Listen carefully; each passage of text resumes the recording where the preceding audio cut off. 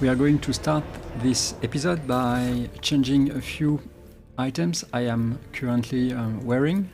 So I think I'm going to stop using this pair of goggles, and I am going to instead give this one to Argenta. I think it will be better for her to have this one. Let's see what I can do now. What can I take? Of course I can take this. Doesn't make sense to take that also. I think I'm okay with the rest.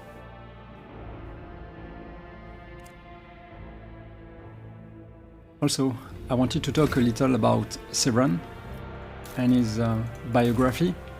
Severan is a sanctioned psyker. He has suffered at the end of the Imperium and he wants to take revenge against it. But he is also now a rogue trader and he needs to take care of his spaceship. So this is a character who is divided. He wants revenge, he wants power to be able to have his revenge, but he is also not a madman. He doesn't like free violence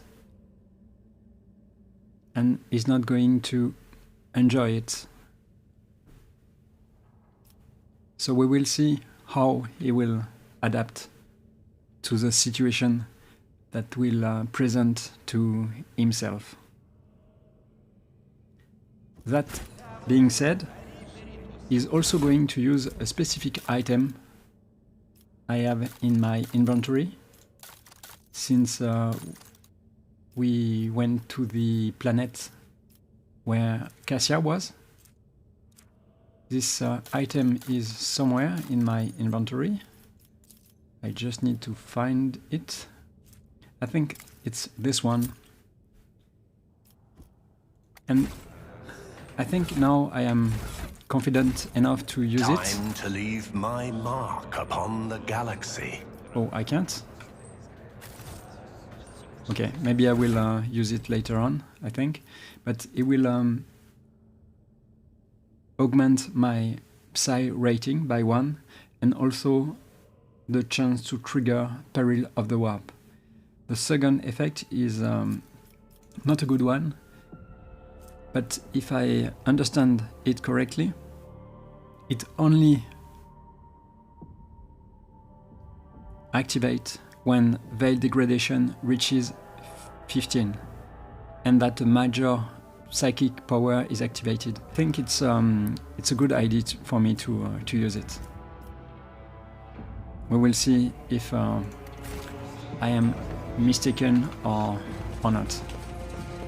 And now we are going to go to the flight line. Let's seize the opportunity. Let's go. And to do that, I think I'm going to play with Idira now. Let's see what we can do with her.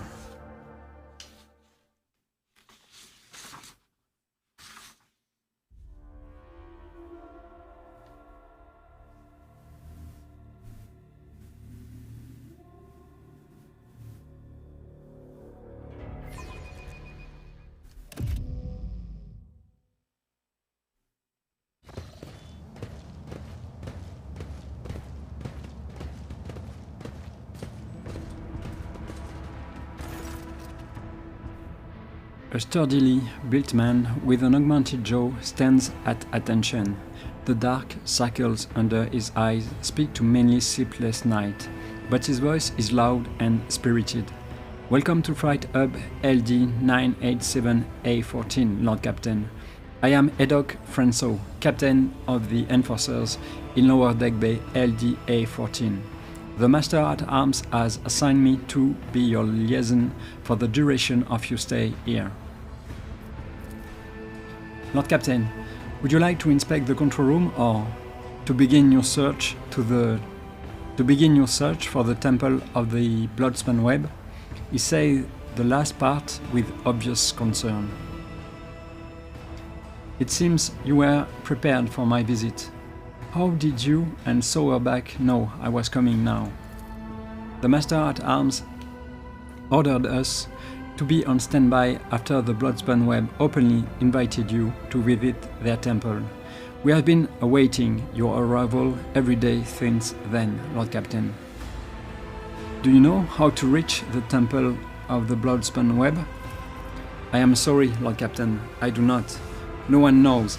The cultists are too adept at hiding and keeping their secrets, and it worries me that you might have to walk around the entire compartment looking for the temple.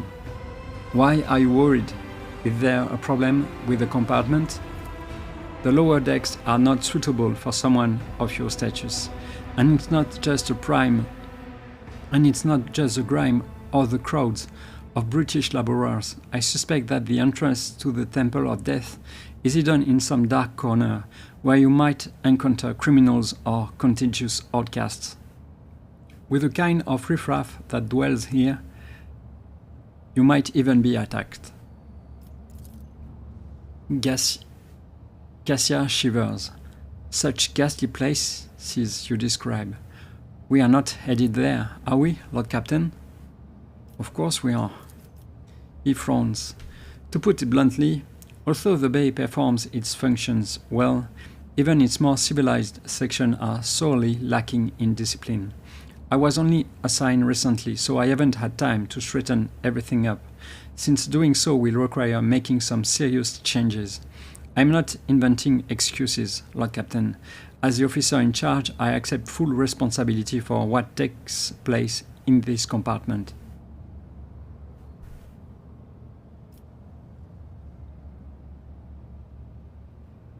Being assigned here seems almost like exile. Did you commit an infraction?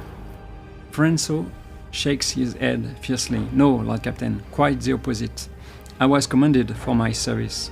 This compartment has always been a troublesome one, and the Master-at-Arms assigned me here because she thought highly of my merits. I am honored to have earned Mistress Sauerback's trust. I like her. What do the lower deck officers think of Jocasta Sauerback? Mistress Sauerback possesses all the personal and professional qualities required to lead the enforcers efficiently, Lord Captain. He enunciates each word with pride, but you note drops of sweat on his brow.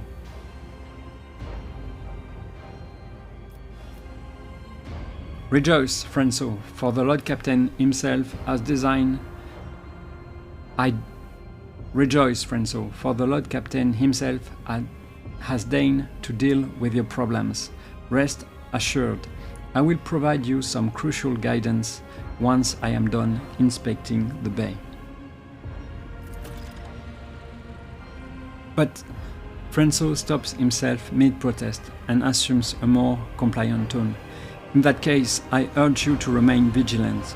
The freight trains move at great speed, and the inhabitants of the residential units are despicable rabble. One must never drop one's guard around them. An emperor preserve you from stumbling into the pestilence pit. That's where the madmen and the lepers live. Tell me about this station. Hub LD 987A14 connects the lower decks freight, residential, and artillery bays. Our task is to monitor the flow of the labor force and prevent supply disruption between bays. Who maintains this hub? Traffic controllers. They are technomats trained by priests of the machine cult to keep the sacred cogitator in working order and prevent train collision. The consequences of an accident like that would be easy to imagine, especially if one of the trains were carrying macro-cannon ordnance.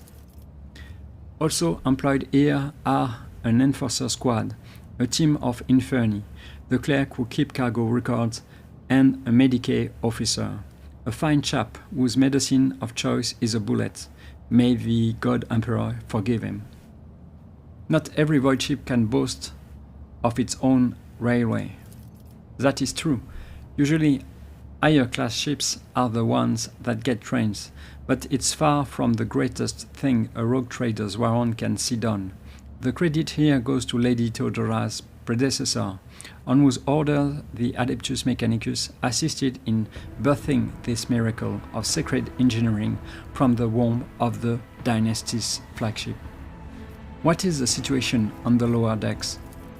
Most of the locals unload trains and sort provisions. We give maintenance jobs to the more capable ones. The rest are reserve workforce. Whenever crew are lost on a deck, we find replacements from among those rats.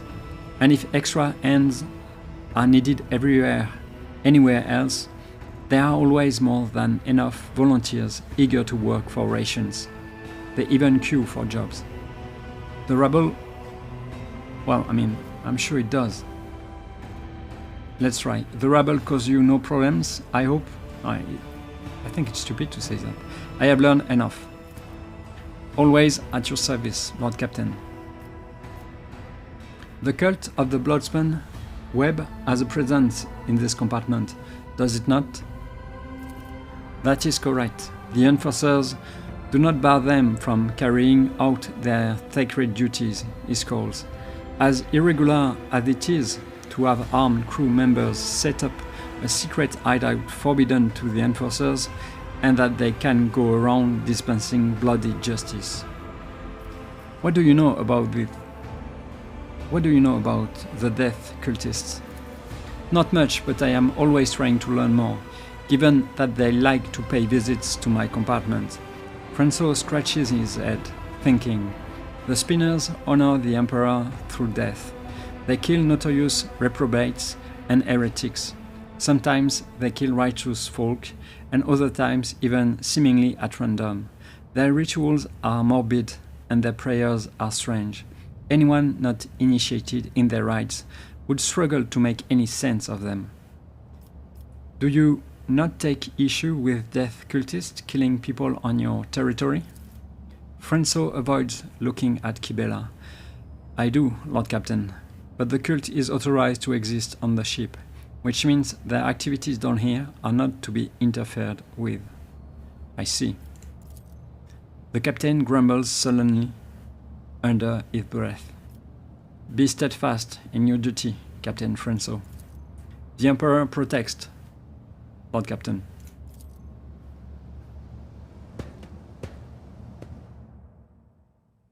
Okay, so let's do what I was supposed to do with Severin. I'm going to use this on him. So I have this now, and because I have this, I think I'm going to also to change the sword I am using. I think it makes sense. I'm going to use this one, and I really like the fact that I am using this sword, but also this one, because they are interacting with my psychic ability. So I will gain 2 damage with this one, and I will reduce with it veil degradation, and with the other one I will increase veil degradation, and I will have more damage because of it too. So my character is divided, and the weapons he is using show also that. So I think it's interesting. Let's see if I can change something now with her. So more critical damage. Okay, and this one.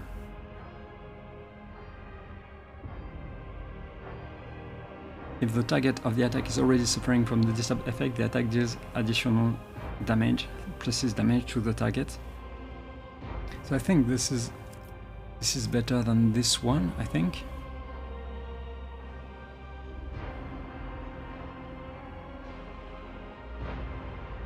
Maybe I should change. I should put this one, and I'm going to keep the noble sword. Let's see if I can give this one to Abelard. I think I can.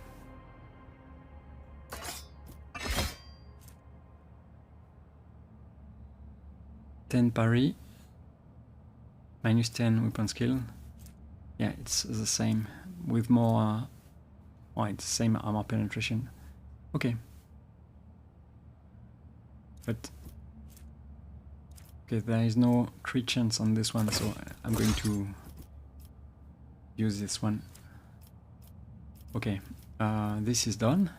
So I have a good psi rating now, so I will be able to burn my enemies more efficiently. And let's go with Idira now. Idira, I need to upgrade his archetype.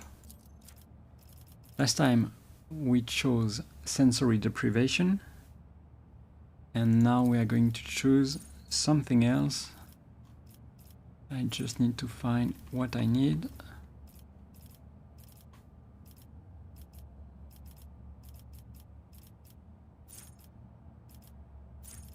Okay, sometimes, okay, it's easier, but I have found what I was looking for. Backdraft. Whenever a Psyker power used by the Psyker deals damage, a random enemy within 2 cells from the initial target suffers half of this damage. Damage does not trigger this talent again. Okay, this is interesting. And with this, I'm going to choose also Perception. Okay, let's see what I can give her as a weapon, because she's not using everything she can use. I am using, okay, this helmet at the moment. Let's see. I guess I'm going to continue to use it. Take use. I don't know, take use. I'm going to use this one, this pair of gloves, I think. This one is not useful on her, so this is it. And as a weapon, I'm not sure I can give her something better. So I guess I'm going to stay with this one. Yeah, let's go. Or maybe I can. No, she has something good already, so yeah.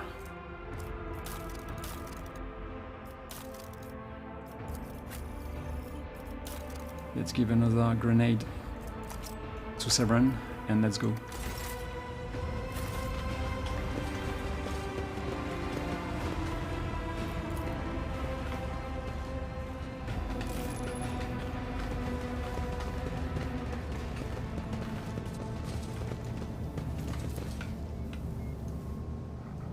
The world trembles beneath my feet.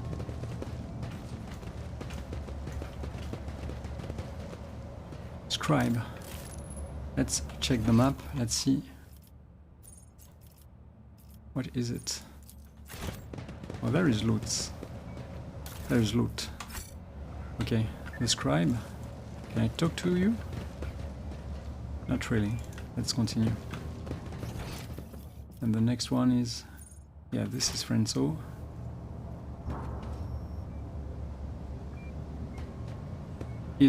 Is that blood? It can be. We scrubbed the deck 3 times right before the rogue trader came. Void take me. The captain will have our heads. Is this the welcome you give the rogue trader? Abelard nostrils flare in anger. Whoever had the audacity to leave behind this appalling symbol, I will see to it that the Master at Arms calls them to account herself. The corner of the captain's mouth twitches nervously as he mutters, "Damn those, how did they even?" Examine the mark. You have seen this sort of symbol before. Death cultists carve bleeding marks like this into their own skin. Kibela carves the same symbol on the back of her hand with a knife and whispers a prayer. Domin Sabran, remember this sign. It is the beginning of your quest, the first blood trail. Do you know what this mark is? It resembles one of the symbols associated with the Bloodspun web. What was it called again? The Song of Trailing Blood, I think. It's a prayer familiar to many in this compartment, who have heard spinners say it when they, well, perform their signature acts of service to the Emperor. Prenso takes a deep breath.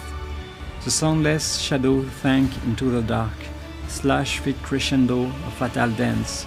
Blade song in tempo, each edge an echo. Twin odds to death throes. No on her sacred blood, as she once trod the backs of foes, treat countless souls, but none who know. You memorize the verse? Why? When I took up my post here, I made sure to familiarize myself with all the particular qualities of this compartment. I soon heard about the verse and decided to investigate. I questioned a number of people who follow the Bloodspun web, as I was trying to figure out if there was anything pernicious about it. And eventually I learned the whole thing. He frowns. The words are certainly strange, but it's nothing worse than that, it seems. What is the Song of Trailing Blood? From what I can tell, it's something like a prayer with several verses that tell about the life of one of the cult's saints, Ariane, or the matriarch Spider, as they call her. So I am invited to follow a trail of blood, it seems. I accept the spinner's invitation. I hope you find what you are looking for and return to the upper deck safely, Lord Captain.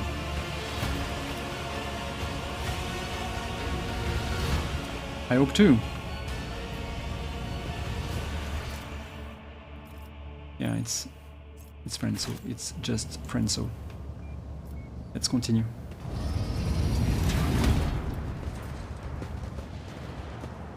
Do we truly have to be here?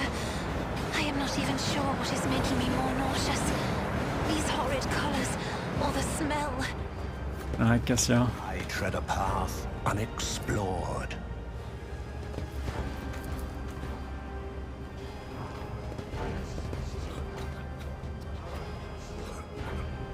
This is the last of the hub's vials for this work cycle. Do you have any idea how much it costs? There, 57 ration cards. It's all I've got, I swear. Spend the rest on Rotgut again, I'm guessing. I'm not doing you any more favors. Give up the drink or get used to life in the pestilence pit. I hope you get hit by a train. And he flies like a coward.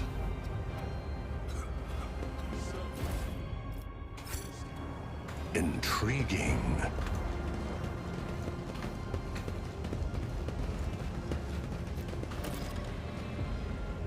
Inspect the Enforcer checkpoint. Okay, we came from here. Another mark. The longer you stare at the mark, the quieter the sounds of the station become. The shadows grow longer and seem to stretch in the direction of the adjacent section.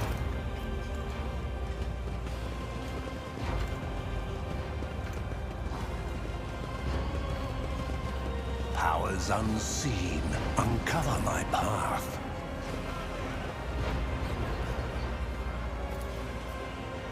Ooh, take use without Just Pascal. as I was told. Good. Thank you, Kibela.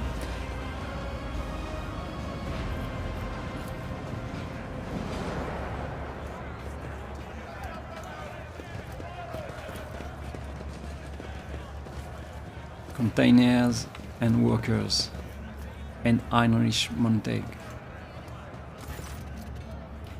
The Infamous Master salutes you cheerfully with his long stick. Lord Captain, what an unexpected encounter. What brings you to this compartment? The famous cuisine and magnificent vistas, no doubt? I think the Bloodspun Web's temple. Do you know where they are hiding? I don't have the foggiest idea, and that's probably for the best. I have my hands full as it is. And what are you doing here? I'm here to patch up Savage, locomotive number 3, under the tech priest supervision. That old Grump is my personal favorite on the entire freight line. Every couple of years, Savage gets mad. His boiler catches fire and starts spitting steam at the repairman. Guess who they call to take care of him in this situation? The Inferni, of course. And after I have done all the most dangerous work, that's when the iron brains come in. But that's alright, I love Savage. When he's in a good mood, the feeling you get standing at his levers and speeding down the freight line is indescribable. I envy those tech priest drivers who get to operate him every day. The roar of the boiler, the wheels thumping like mad, and all that furious power pulsing in your hands, responding to the slightest movement. How about... There is a mischievous spark in Heinrich's eyes. I introduce you? I cannot turn down an offer like that.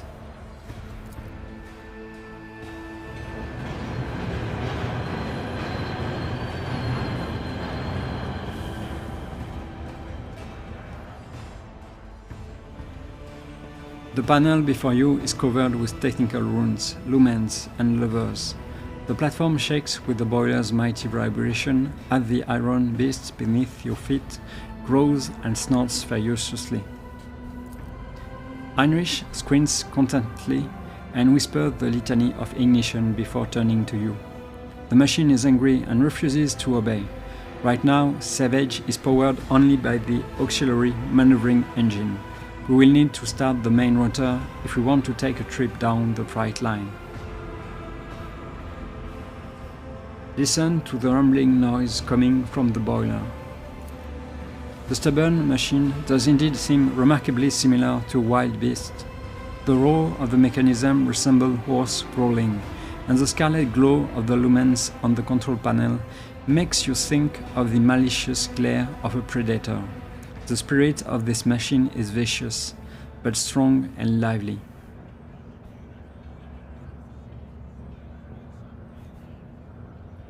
What should I do? Put your hand on the big lever and gently give it a pull. Very gently. Heinrich's face is focused, but his voice has not lost any of its playful cheer. Savage does not like being hassled. Grasp the lever and gently pull it toward you. A few erratic jolts shake the platform and an indignant groan emanates from the depth of the machine. An intense shudder passes through the lever and into the palm of your hand, and there is a strange feeling of emptiness in your stomach. Savage's fiery heart is tiring. Do you feel it? There is so much energy and defiance in him. This is a rocket, not a locomotive, unruly and enamored with speed, but quite willing to submit to a strong hand. What are we talking about now? There is almost a loving tenderness in Heinrich's voice.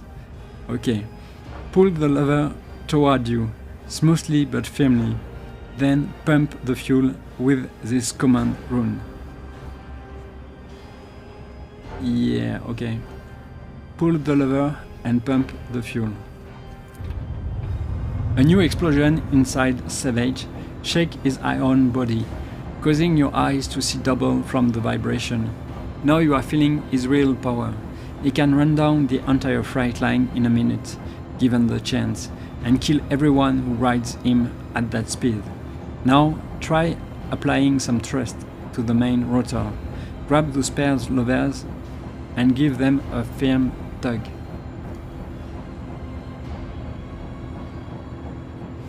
Reach for the ornately carved levers and awaken the beast. A torrent of steam bursts from the slit in front of your face, but Heinrich deftly covers you with his shoulder. A moment later you realize that you cannot hear a thing, or rather you hear only one thing, the roar of the engine, triumphant and powerful. Looks like Savage has agreed not to kill us both. His tech priests, guardians, will be pleased. All hail the Lord Captain. You have subdued a mighty beast today. Now I'm sure you have urgent business to attend to, and it's time for me to drive Savage down the line and see if he is feeling cranky.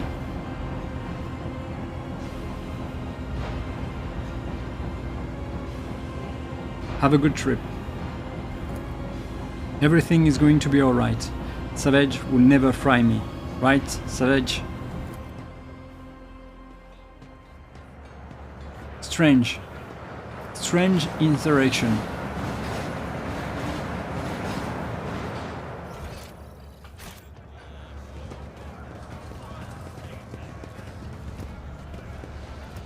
The world will bow.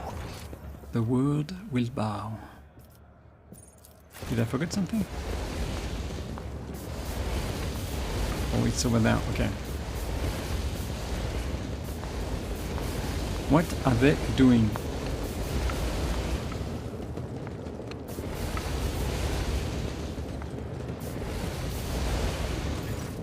Lord Captain, the enforcer quickly puts the safety on the flamer and points the nozzle away from you. How may I serve you? What are you doing? Burning the poor shacks, Lord Captain. The rabble built them, cutting off the air supply to the next bay and making it difficult for the Inferni to work. We have told the serfs to get out of there time after time, but they won't listen. Captain Frenso has ordered everything to be burned down, and afterward this area to be sealed off. Leave, I have no question. Proud to serve the dynasty.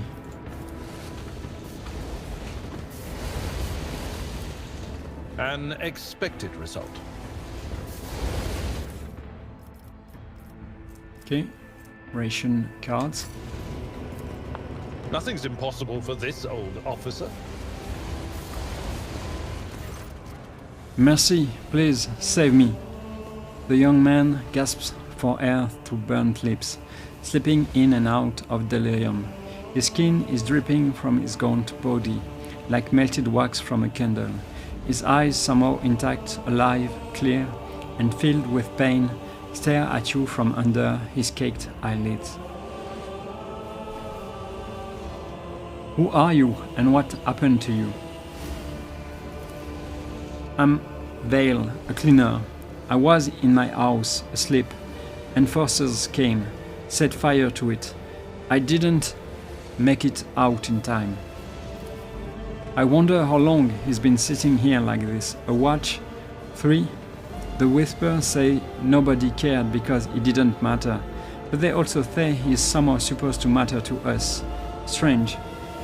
Do you know anything about the mark next to you? He tries to turn his head, his blackened skin crunching as it opens into scarlet cracks. A spinner came. He painted the symbol. Then he gave me water and whispered a strange verse.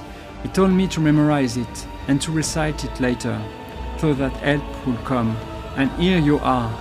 Then I should... He begins to whisper, his lips twisted in pain. To suit smirched soul, a mercy she did grant. Last breath expressed, knife meet heart, removed from chest, passed on to death. Her duty blessed, a balm for those who suffer anguish and distress, a longing brought to rest. Of mortal bones the soul divest. Assess the man's chances of survival. He might survive, but he will be maimed for life. Too much of his muscle has been charred down to the bone. Even if he does retain some ability to move, pain will be his constant companion. His motor skills have been damaged beyond repair. A broken man or a corpse, time will soon tell. There are times when death is more merciful than a life or perpetual agony.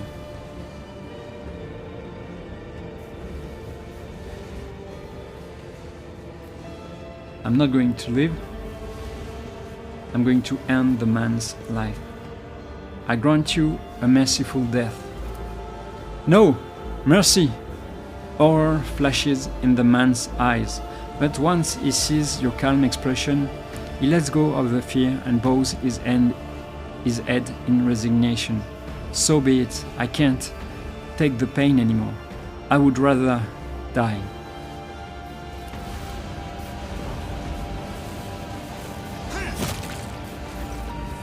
There is no curse more terrible than an existence between unlife and undeath. You have liberated a tormented soul, Domin Sevran. The Undying One sees the good you have wrought. Embrace true power. So it looks like I have some kind of test to pass, and this one is the first thing I had to do.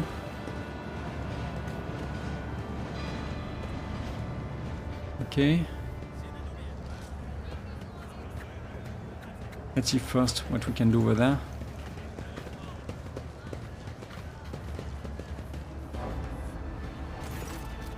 A group of beggars are rattling their arms mug and ostentatiously displaying their hunger-sunken bellies and various disfigurements.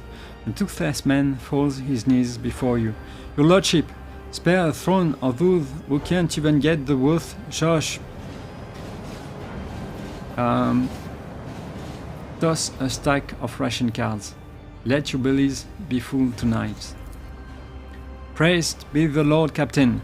The poor descend on the arms like a pack of gutter rats, each one scurrying off to their own corner with what they grabbed.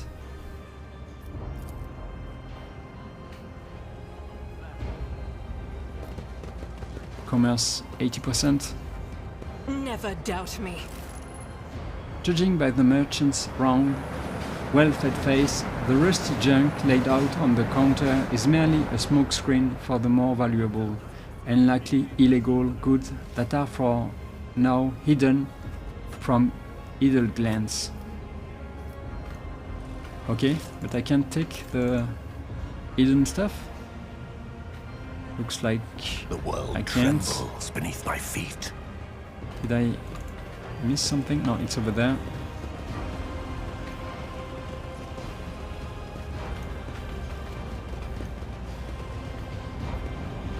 Okay, there is a complete other area over there. Let's look at the map. Okay, what is it? Okay, I will look this later. Fortune smiles on us. Compared to naval service, that was barely a challenge.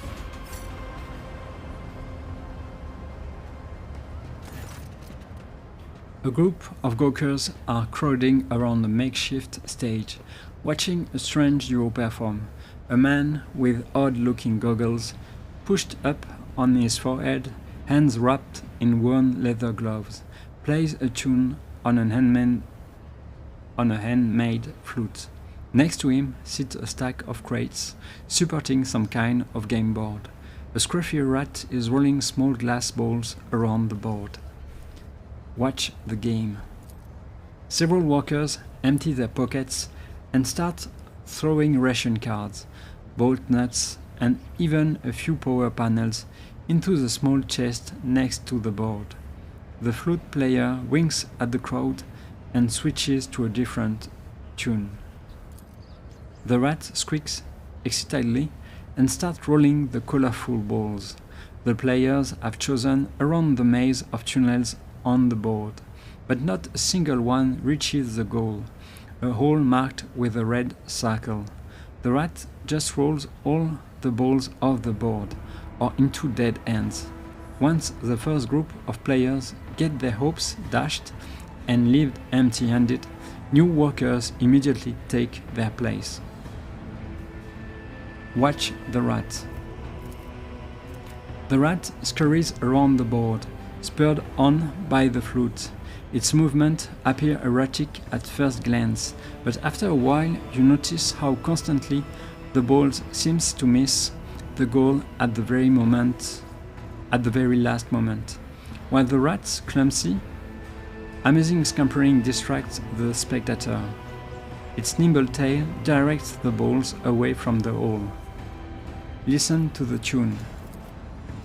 The rat's movements, from the flicks of its tail to when and where it pushes the balls, obey its master's wordless commands with uncanny precision.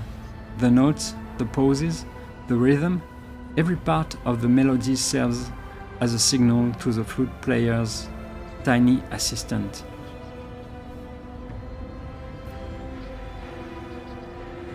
Toss a coin into the chest, a fine show. The crowd, which has been too absorbed in the performance to notice your presence, turns to you, expressions of frightful awe appearing on the workers' faces. Many start whispering prayers. The flute player's clear eyes widen in surprise. Then, with an open and friendly smile, he says, "Many a grand story of the Lord Captain's generosity is told, and I swear on my own flute today I will add another. To a fortune peddler, the Lord Captain's grace is a gift from fate itself." He applauds you with gratitude, and the workers timidly join in. Perhaps you would like to trade us some of that captain's fortune of yours, your lordship? The flute player bows respectfully and gestures at the game board. The crowd buzzes with anticipation. Who are you? I am but one of many. That's a mysterious answer. The man gestures broadly at the teaming station. A voice in the crowd, a cog in the mechanism. His humble servant. Flute player is all they call me, because that's what I am. I make up tunes and give the people respite after a hard day's work. That is a curious looking flute. How did you come by it? He pats his instrument gently. My mother loved music. She used to hum beautiful melodies to me. And when she passed away, I carved this flute from her hip bone and learned to play, out of sorrow and respect for her memory. Play one of the local favorites for me. The flute player smiles mysteriously and brings the flute to his lips. A simple, brisk melody pours out of the instrument. The glum faces of workers and traders soften a little, and the tunnels around you seem less squalid than before. Long after the music has stopped, many continue to whistle the unassuming ditty. A flute needs no words to sing, but I'm curious to know what story your melody tells. The flute player awkwardly adjusts the goggles on his forehead. The story of a simple man from the lower decks, honest with himself and others. He risks his life to protect the oppressed from those corrupted by power. He takes from the rich and gives to the needy. He helps without asking anything in return. Nemesis, hero of tales, admired by children and grown folk alike.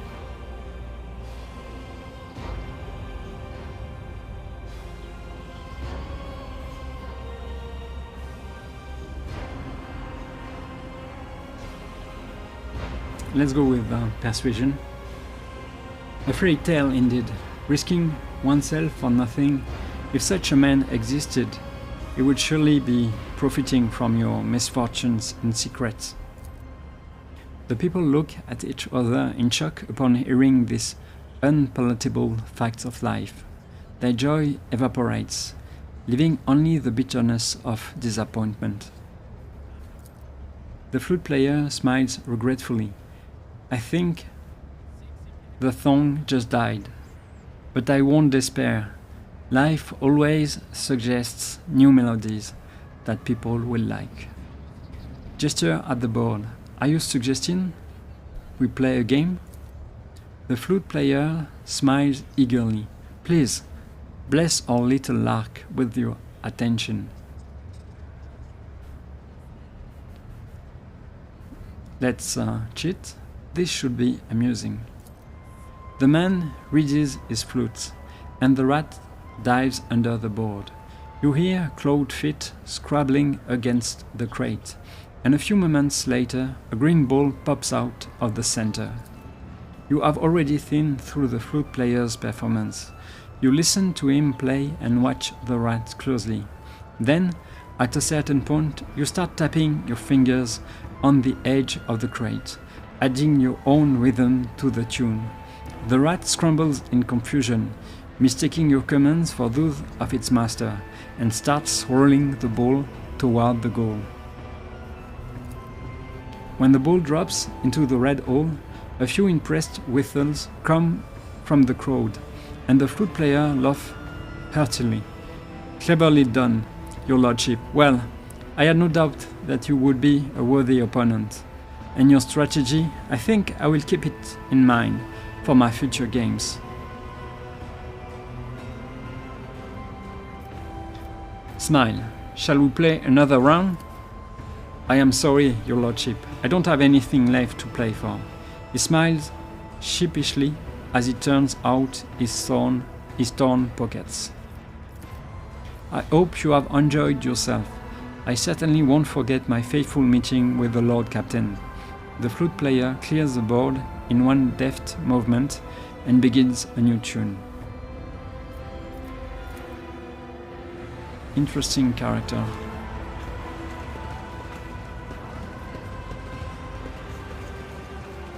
Intriguing. Okay, I was there earlier. Let's continue. Another mark.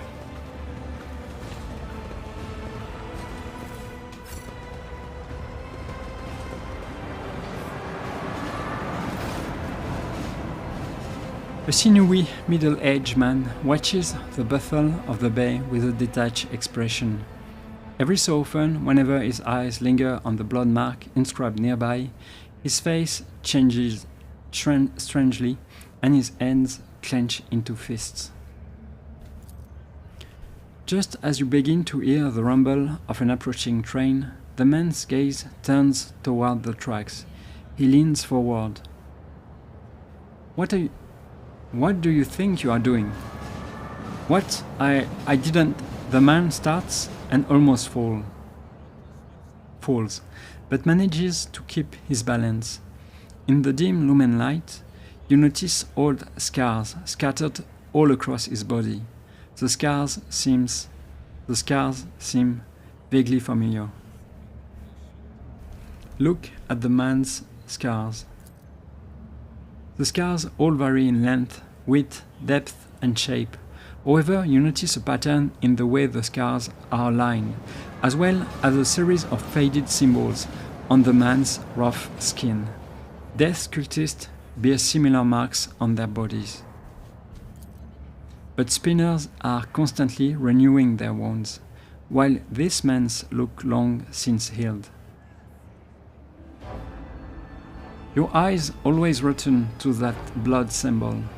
What do you know about it? It's a symbol of the Bloodspun web. I come here every watch, but it hasn't been here before now. I guess today must be a special day. He smiles strangely. The man's faded eyes go wide as he notices Kibela. His voice quivers. Have you come to take me to the other side?" Kibela briefly studies the man's face, then turns away. "I do not know you. Death's gaze is not upon you." The man lets out a dull groan and turns to look at the symbol again. But then why? Why is it here? He is here for us. Who are you? A dead man. I lost my name years ago. I have been just another dead man ever since. You dare insult the rogue trader with your impudence? Your body may already be covered in scars, but your tongue seems to be asking for more. You look like you are about to take your own life. Are you having a rotten day? My whole life has been rotten, and I only have myself to blame. I have tried to change things, fix things, but I always ended up here, so eventually I accepted the truth. You know the symbols of the Bloodspun web. You bear similar scars. Are you a spiner? I was, but I failed to complete my final assignment, so I was exiled from the cult. The Vithier told me to kill the one who would be at a certain junction of the utility tunnels at a certain hour. I went to the appointed spot. Then I waited. An hour, 2, 5. The junction was still empty. Nobody came. After hours of waiting, I finally realized the person at the junction had been me the whole time. It was my turn to go to the Undying One. But I was afraid. I couldn't do my duty. I ran. So the Spiners simply let you go? They made no attempts to find you and kill you? There was no pursuit. I thought I would see the black blades the very next day. Instead, years passed without them taking my heart. I tried starting a new life, but the terror never stopped eating away at me. When I got truly desperate, I went to the Temple of Death myself, but no one there would speak to me. When I gave them my name, they just whispered, "Sebred has gone to the Undying One." They looked through me like I wasn't even there. I have lived like this for 20 years, like a coward, like a dead man. You were ordered to die? You were ordered to die?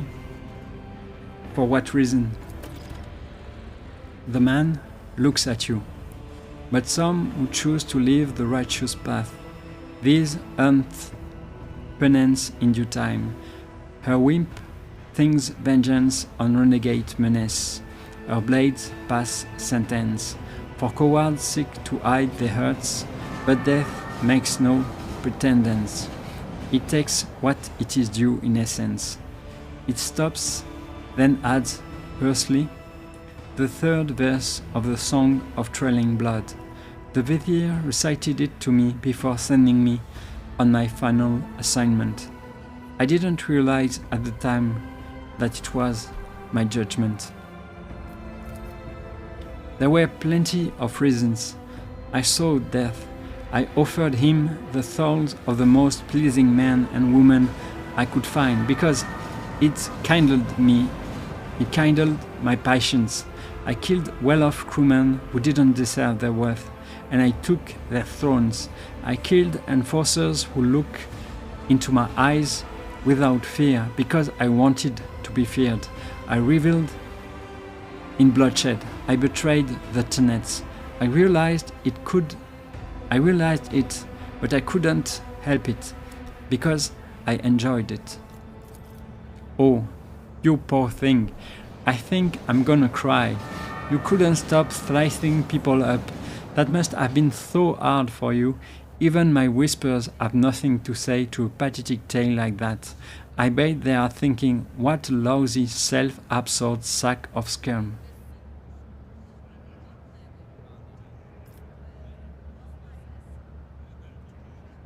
You do not sound particularly remorseful. I have spent years in remorse. I am tired of it.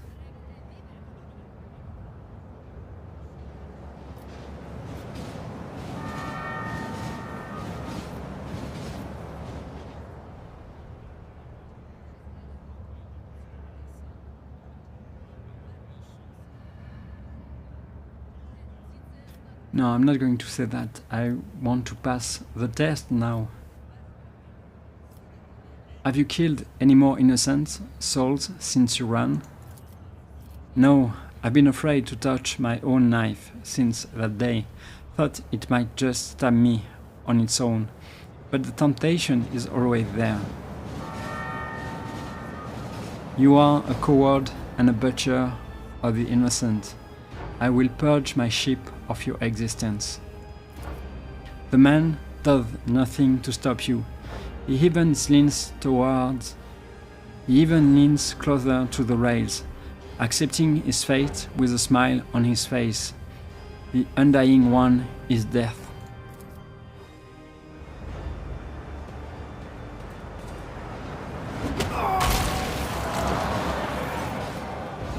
Kibela stares at the remains of he who was once a brother in service. Truly, it is better to die for him than to live for yourself. This he forgot.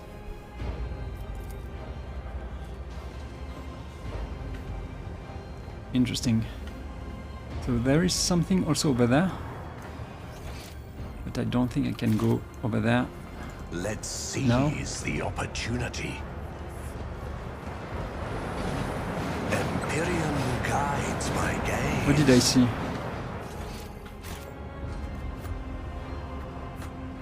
I don't know what I was supposed to detect over there. How fascinating. Okay, thank you.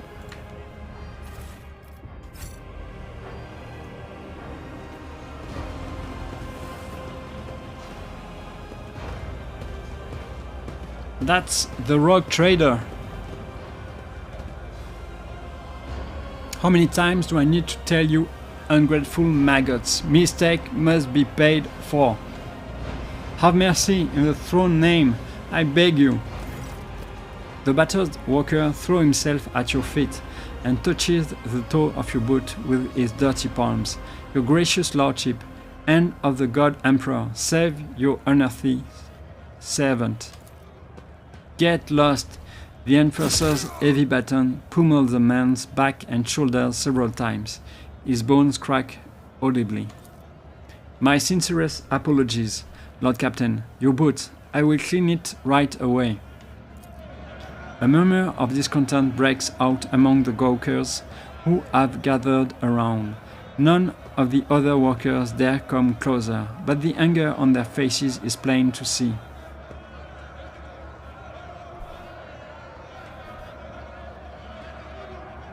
Let the enforcer do his job. Make it quick. I have places to be.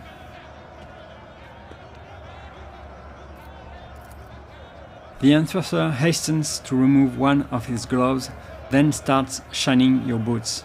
Almost done, Lord Captain. Low, insistent dissent begins to rise in the crowd, only to die back down as soon as the enforcers brandish their batons. The murmurs immediately turn into pleas for mercy. A sullen, red-bearded man with keen black eyes draws your attention. His oddly piercing gaze seemed to size you up the whole time you were speaking, but now he has hastened to conceal himself behind the gawkers. The next thing you know, you are watching him hurry deeper into the tunnels. The enforcer hisses at the worker vindictively. Oh yes, 12. This time I'm gonna break 13 of your fingers and ribs as a lesson to your slimy accomplices.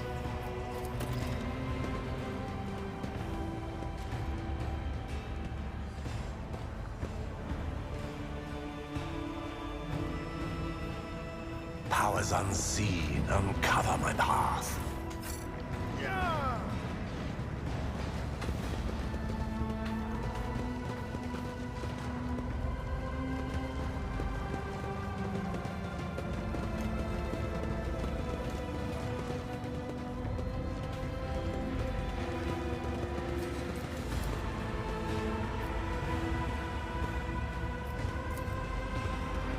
Unexpected result. Despite your efforts, the container does not budge an inch, but you heard an unpleasant crunch in your lower back. Sorry, Abelard. I tread a path unexplored. I don't see anything. I am... okay, maybe I'm losing my mind. Let's go over there, maybe.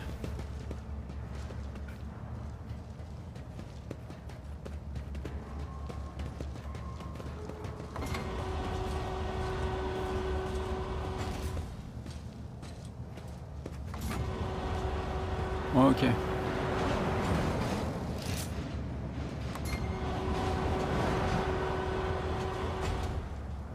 We need to do something. Embrace true power. Secure the container in place. Okay.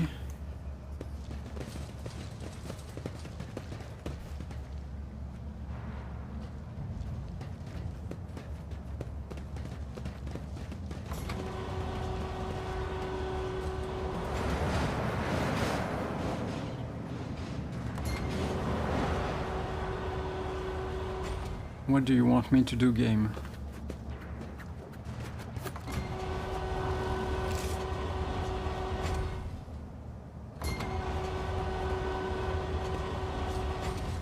Oh, this is evil.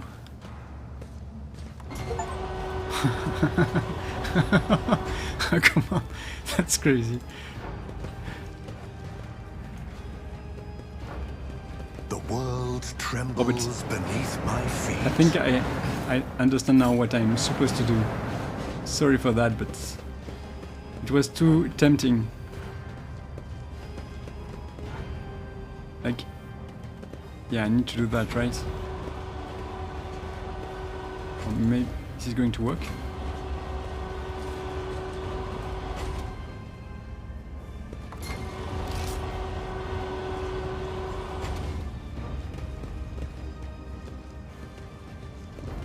I guess I can do nothing about it.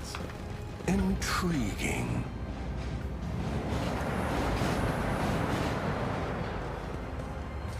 Long live the rogue trader. They haven't seen anything. Is this the flute player? Someone has sketched a hasty portrait of a worker with a red scarf over his face. The artwork still reeks of chemical pigment. Judging by the layer of flakes of paint, it has been removed several times already. Let's seize the opportunity. What's wrong? Ah, who are you? No, shh, don't make noise. They shot everyone. Please, don't tell them. Who is shooting everyone?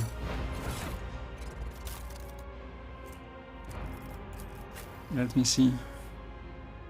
This is a good one. This weapon has an extra attack action which increases armor penetration of all subsequent attacks made against the same target by 10 for 1 round. Stacks.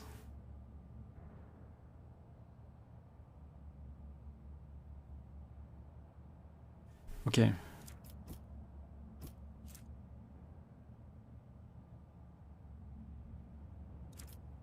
Okay, let's go with that. And let's see. I'm going to do this.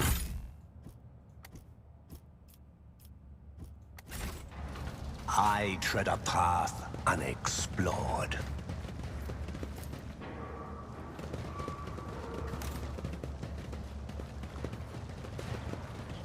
I was already there. Let's continue. Let's go here. Experience? Nothing matters more.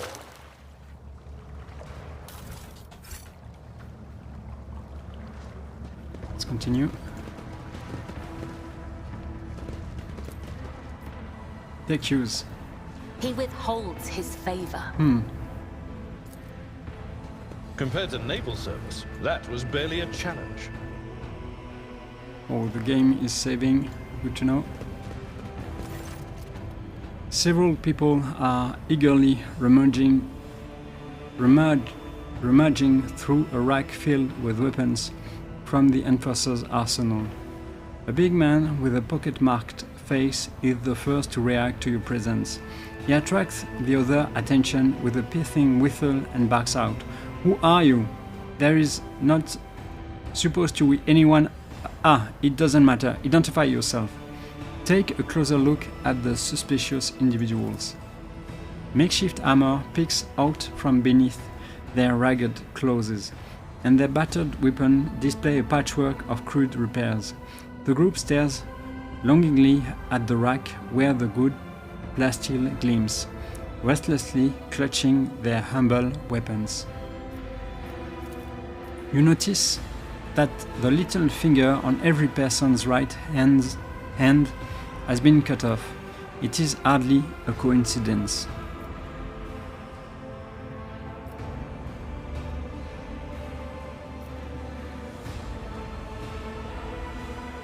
Habla, help these wretches realize the full extent of their unenviable position. Before you stands Lord Captain Severin von Valancius, master of this vessel and everything on it, including you, including those goods you are pawing at with your unwashed hands, and your miserable lips as well. Good habla. The people turn to stare at you in disbelief and exchange heated whispers. The excitement is interrupted by the leader's roar. What are you gawping at? Hurry up and bend your backs as is right and proper. Your lordship, you must excuse these blockheads. I was taken aback myself. It's not every day you see the rogue trader in the flesh. And as for this, the man cast a grim glance at the rack. I won't insult you by denying it. You've caught us red-handed. Who are you? The R9s, a gang, a brotherhood from Transport Bay 9. Don't think we are parasites. We do our bit for the prosperity of the ship. We are sort of assistants to the enforcer, self-appointed. We make sure that order is maintained in compartments where the enforcers are too lazy or greedy for bribes. We put a stop to robbery and fret thinking, and well, we accept a small contribution as a show for thanks. Why do you want my weapons? Are you going to rebel? I don't like that. To do business, the gang leader smiles. We are no rebels. If anyone blasphemes against your lordship, we call the troublemakers to order. And we shed blood for the flagship without fear. I suppose that makes us defender of the ship. The thug raises his eyebrows questioningly and looks at you expectantly. Is he kidding with me? Why stop there? You might as well call yourselves saints and say the fate of the whole dynasty rests on your shoulders. You obviously did not expect anyone to be here. Are the enforcers providing cover for you? I wish Frenzo, the newly appointed captain, had our informant strung up. He is tightening the screws. Damn it, we can barely breathe. Today is the last time we will come to pick over this compartment. You have your little fingers cut off. What does it mean? It's your gang's initiation rite. A fine tradition. By voluntarily removing a finger, the newcomer shows their determination and willingness to join us forever. It's also a badge of honor. He proudly shows off the stump of his little finger.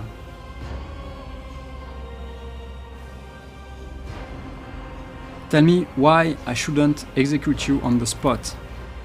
You could execute us, but who would take our place? Shameless scum who rob and kill to their heart's content, bastards who accept mutants into their gangs and pray to the archenemy. There have always been outlaws on this ship. You are better off with outlaws like us, who don't go too far and who keep the heretics down. Oh. I will fight every outlaws I will find on this ship. Criminals on my ship have a single fate, death. The leader spits on the ground in annoyance. What in the void have I been standing here making speeches for? I thought we had ourselves an alright Lord Captain, but no, he is a straight-laced type. Bring it on, then, your lordliness. The absurdity of your struggle amuses This is on. me. I'll bleed you dry. Okay. Oh, he's a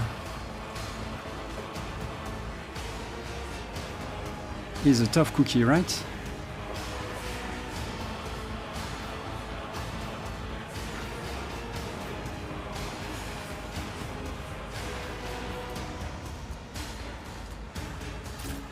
Let's see what I can do.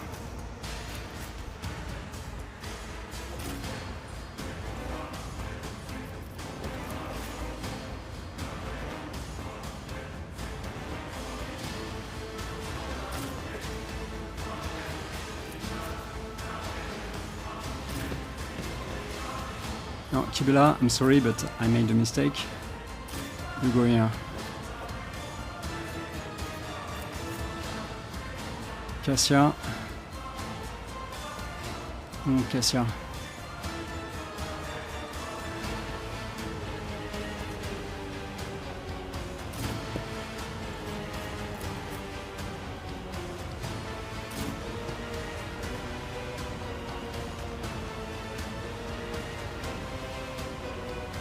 Let's try.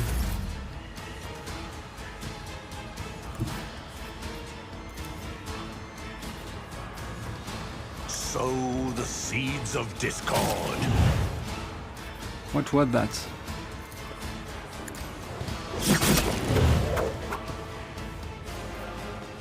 One step closer. Accept my offering. Okay.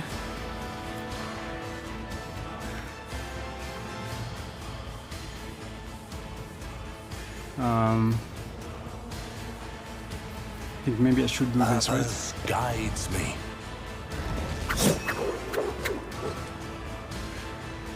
Yeah.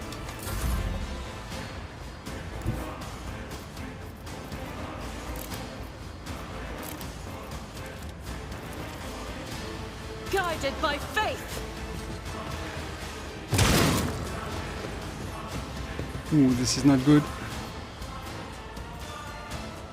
Faith without deeds is worthless.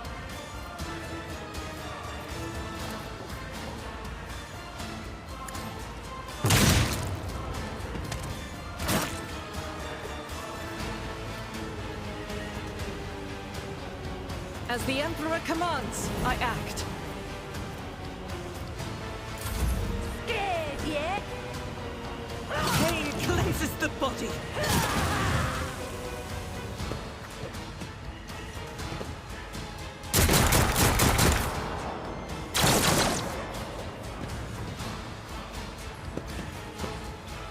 I'm not injured.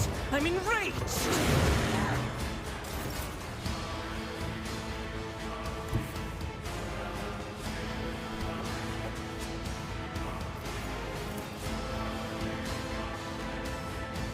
Trust me. Aim for the heart next time.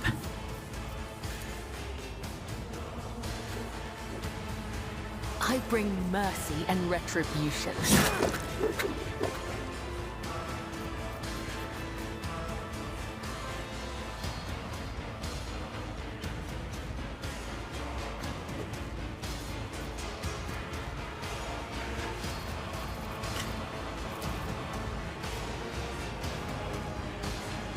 The shadows will see it.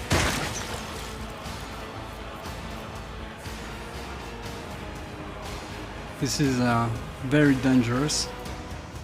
I'm going to do it anyway. Trust me. There is only death, yours or mine. My blade whispers your name. I shall not fail.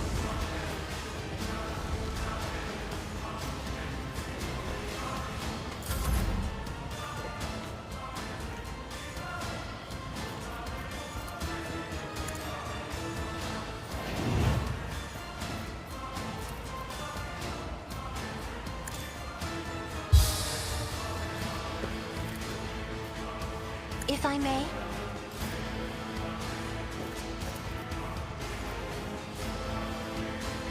I'll do it. None can escape the Emperor's judgment.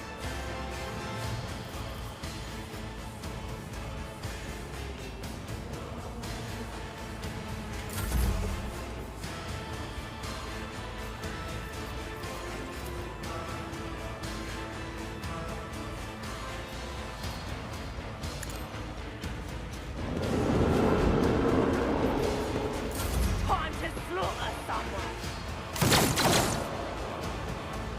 Stop it! Let's get to it.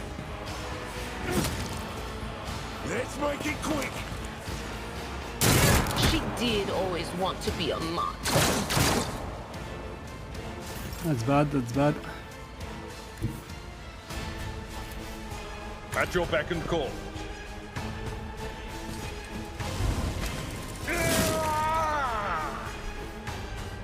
It will be done.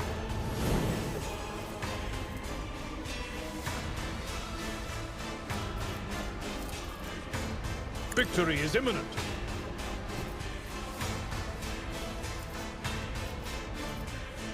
At your beck and call.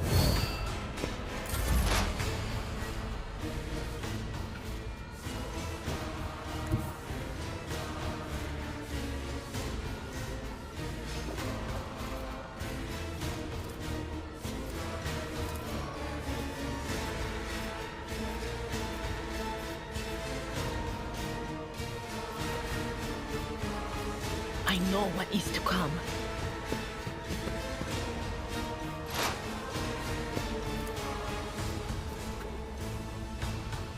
On it.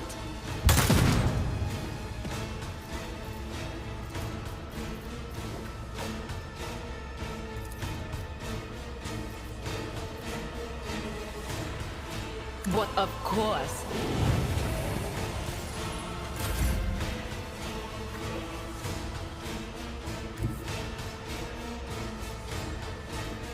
I'm not sure why. Maybe let's start with this.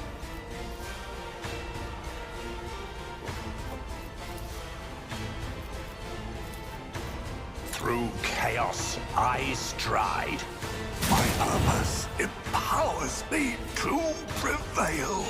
A blood-soaked tribute.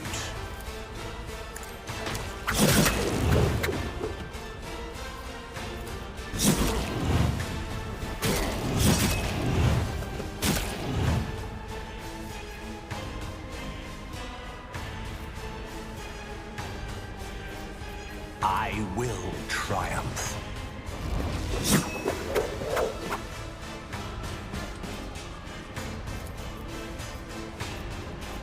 The ruin beckons. Brace yourself, Abelard.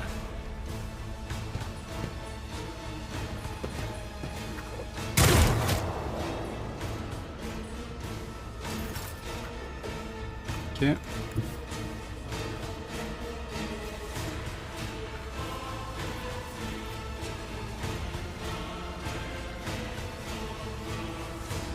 I don't know. Death comes in silence. Trust me.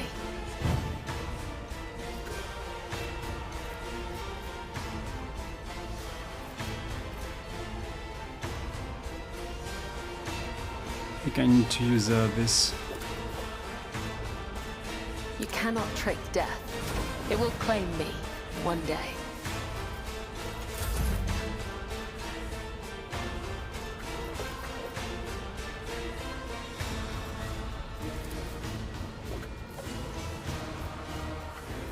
Isn't this a job for the serfs?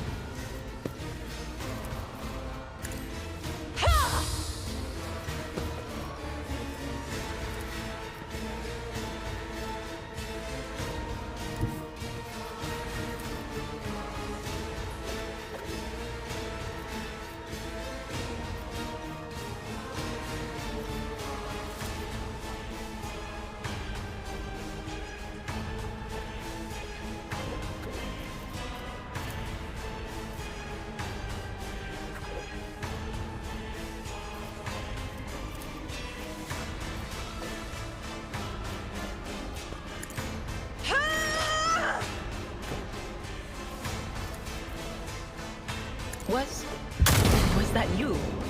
Or... Okay, Dira, good job. Do not dare ask. I'm not accustomed to being ordered around. I have read tomes of military tactics. Show me what you've got. Just a minor setback. I'm here, maggots. Grey hair, sure hair. Death shall reign. Okay.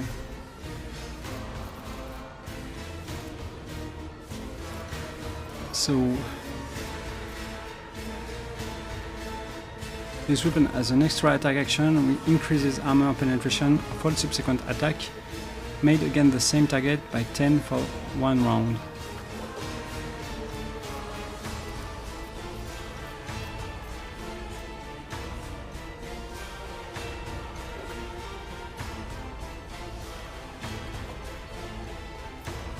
I think I'm going with this one, right? It will be done.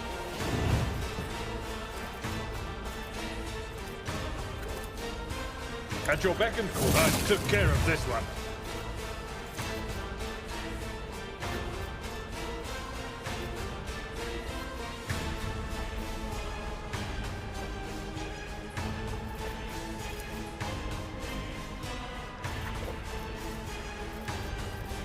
Okay. Let's one for this. Victory Brace. is imminent. Two salvages, it's not going to work. Let's go with this one. It will be done.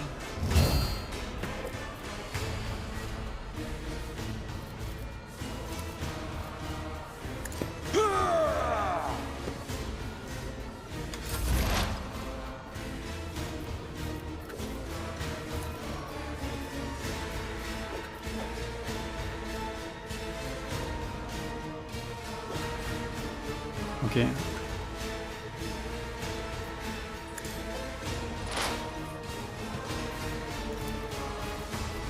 Anything else? I have wrought your downfall.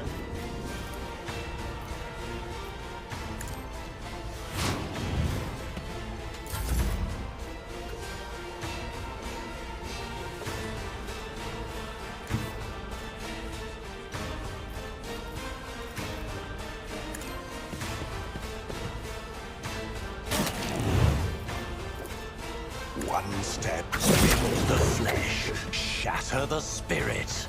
Accept my offering. Rend the flesh, shatter the spirit.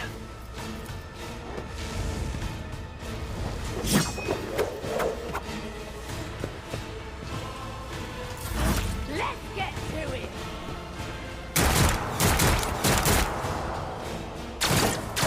Pain and duty go hand in hand.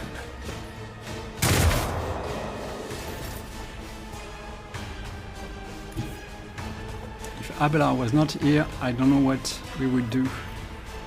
I don't know, I don't think it's a good idea to come too close.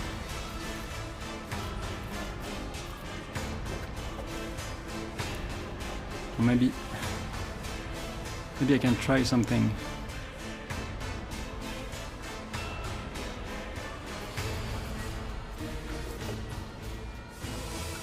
I don't like that. And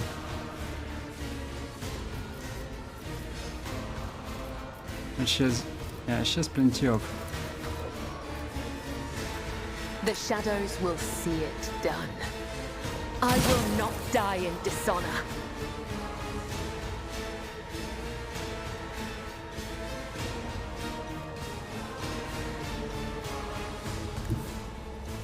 A dance of blades and shadows.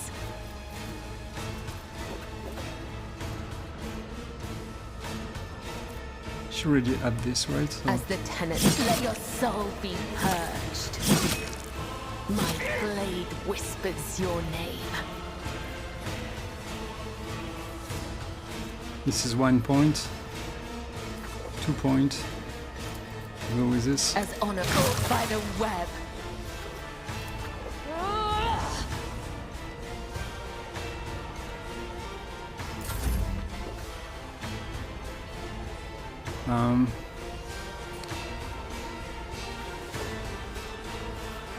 Can I do this?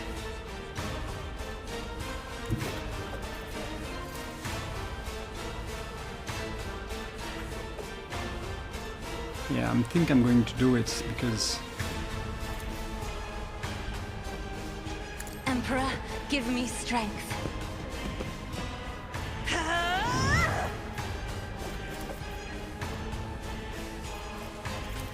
Me? If you insist, Lord Captain. This is 2 AP. I am a navigator, not a servitor. Yeah, maybe this is good. If I may, Yeah, 0% chance to hit. Should not have done it.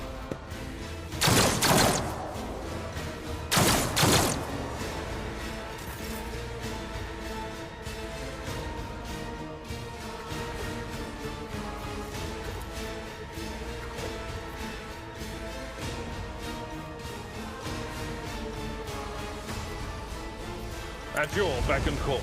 Ah, an exemplary strike. Okay.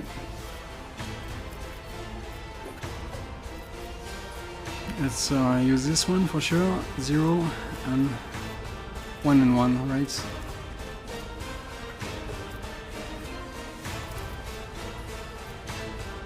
I'd rather not.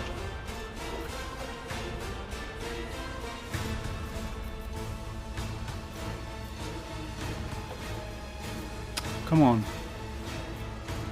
The game is not going to give it to me. I think I'm going to play this one. It will be done. I will do my duty.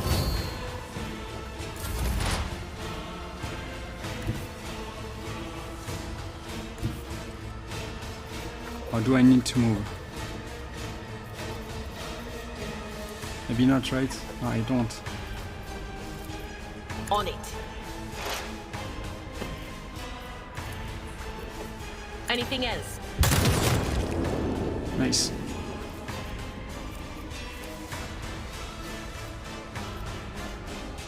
I'm going to do nothing.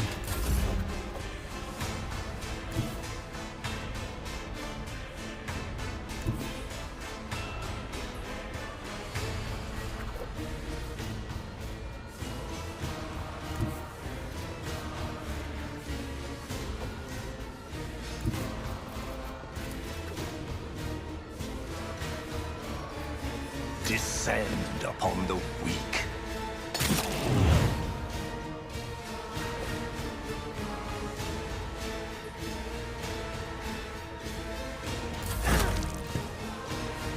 My ears are ringing.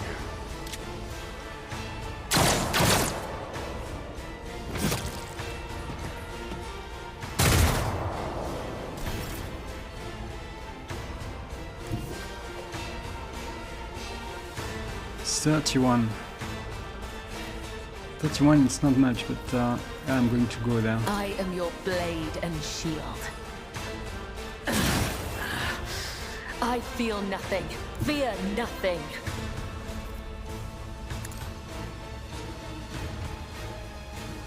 Should be okay, right? This is 1 point. I should be able to do this. I shall. My blade whispers your name. Caught by the web. Trust me. Come. The other side awaits. Finally.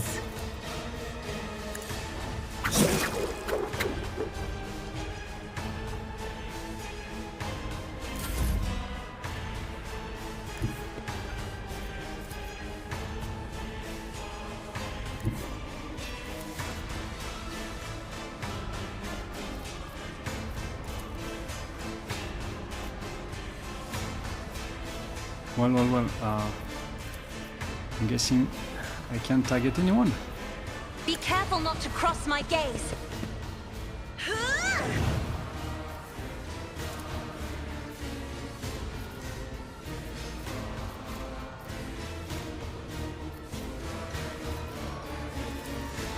Come on.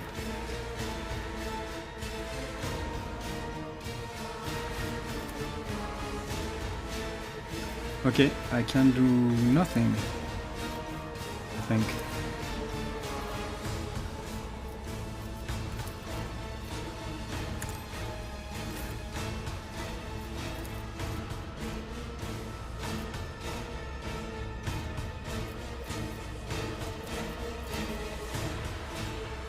Indeed. Case. It will be done.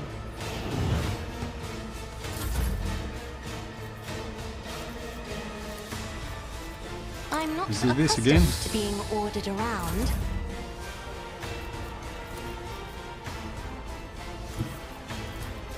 Tried and tested tactics are the best ones.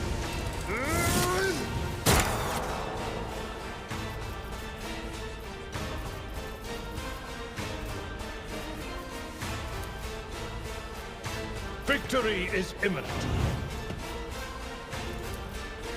At your beck and call. One fewer target. Nice. Fate beckons me. Well, Your help suffices. I should have waited.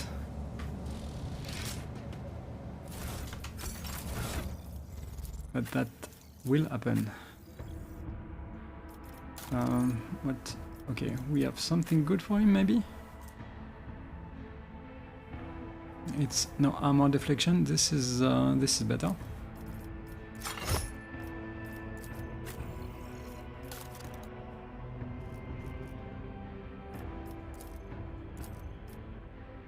Okay. What is it? You can barely make out the crudely scribbled words on the burnt note. The path, the market, sure the henceforth you or you will run entire operation on the tracks be will find a little gift for, give it to him, and you will see for yourself. Okay. The world will bow. Well, the Reaper. The Reaper, the Reaper.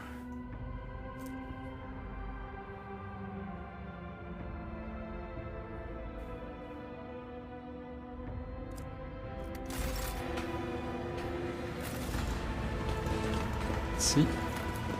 No, I do what I must. I don't want to do that, but okay, I did.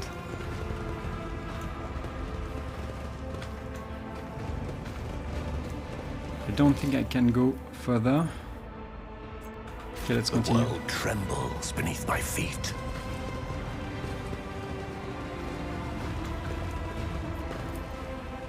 Another mark. A boot print has smudged this symbol slightly. The trail leads toward the slums.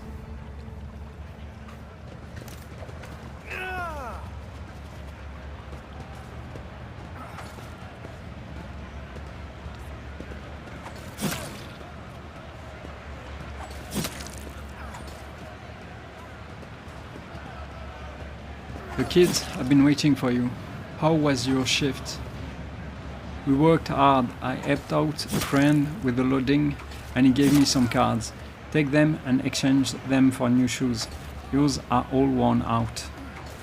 Oh, thank you. I've already made your bed for you, so once we have eaten, you will go and rest. The little ones and I will head out to the marketplace and leave you in peace. Why did the Emperor send me such a wonderful wife? Ask him.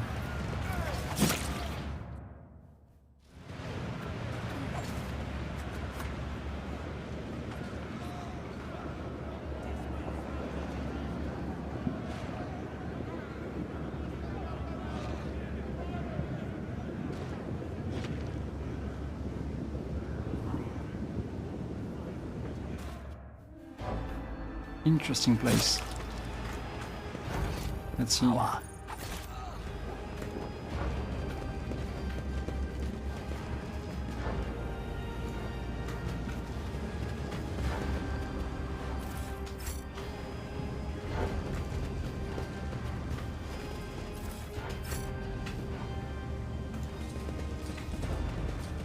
Oh, it was almost hidden. The shadows reveal their secrets. Powers unseen uncover my path.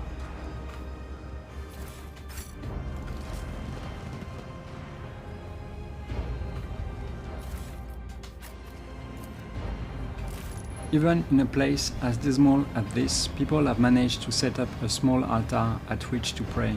It is relatively clean and well maintained. What did I obtain? The wearer deals plus 10 more damage to Xenos and demons if the wearer has conviction dogmatic. This bonus is doubled. Well, I mean, this is for our rights.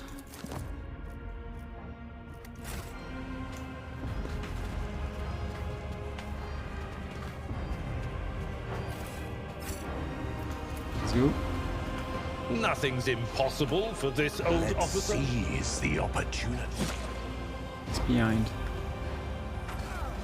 Out of my home.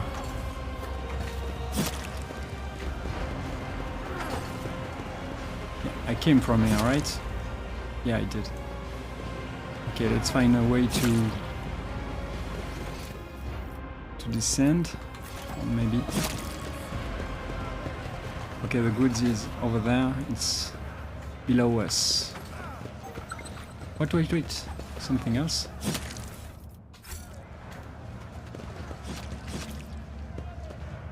Exit result.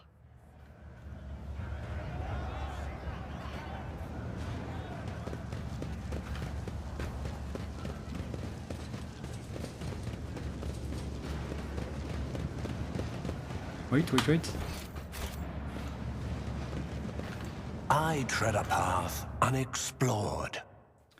Oh, Cast your eye there. what? What did I see?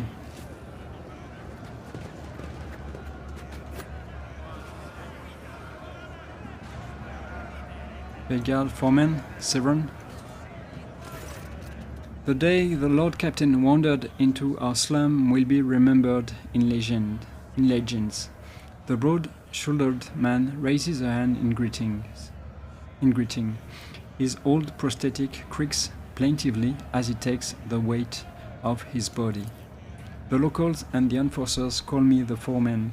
I have no other name. You might say I am in charge here, in this hole of a place. You recognize the shaggy red beard and the keen black eyes.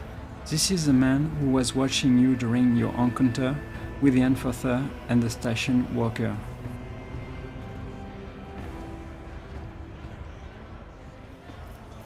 I saw you near the marketplace. What were you doing here? Watching one of my workers take a beating. I feel sorry for the lad, but there was nothing I could do. The foreman smiles wearily, showing his yellowed teeth. Almost all the front ones have been knocked out. I have stuck my neck out in the past, not doing it again. Tell me what life is like for the workers on the lower decks. They toil day in and day out for the glory of the ship. The rest of the time they do their best to survive. Faced with hunger, the more deranged of the enforcers void leprosy, fires, floods, noxious fumes.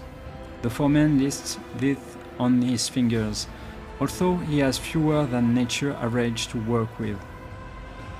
Okay, is it easy part of the gang I just killed? In a word, it's a decent enough life. If you work, you survive. If you freeload, you also survive. If you are clever, well, and if the God Emperor wills it. What are you cooking in that vat?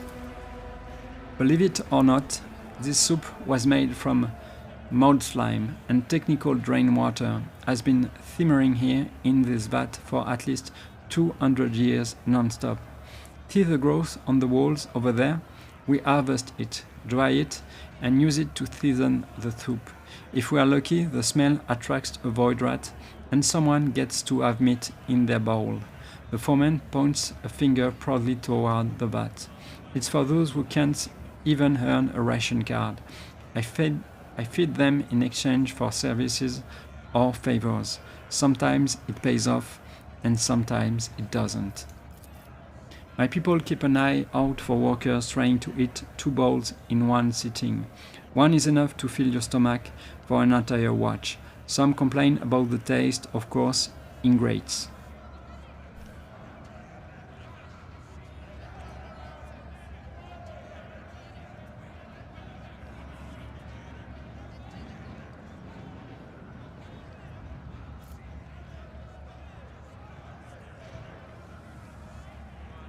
Give the foreman a pile of ration cards.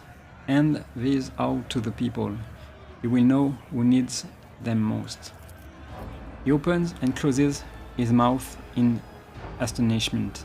Lord Captain, you've just helped some good families survive. I will divide the cards among them and be sure to tell them that it was your lordship who did them this good turn.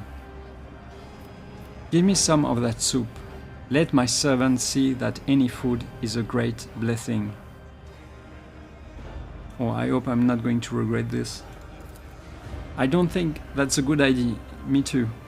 Malt slime is something of an acquired taste. Takes 2 years, maybe 3, for your stomach to get used to it. I come from a death world, so... Lord Captain, you must be joking, surely. As if he's serious as a void kraken. Idira, she gets me. Pour me a bowl. I know what I'm doing. Am I?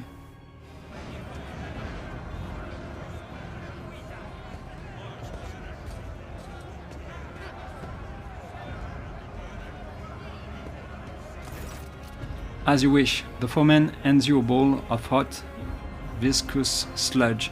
The smell could be worse. Probably. I'm going to be thick.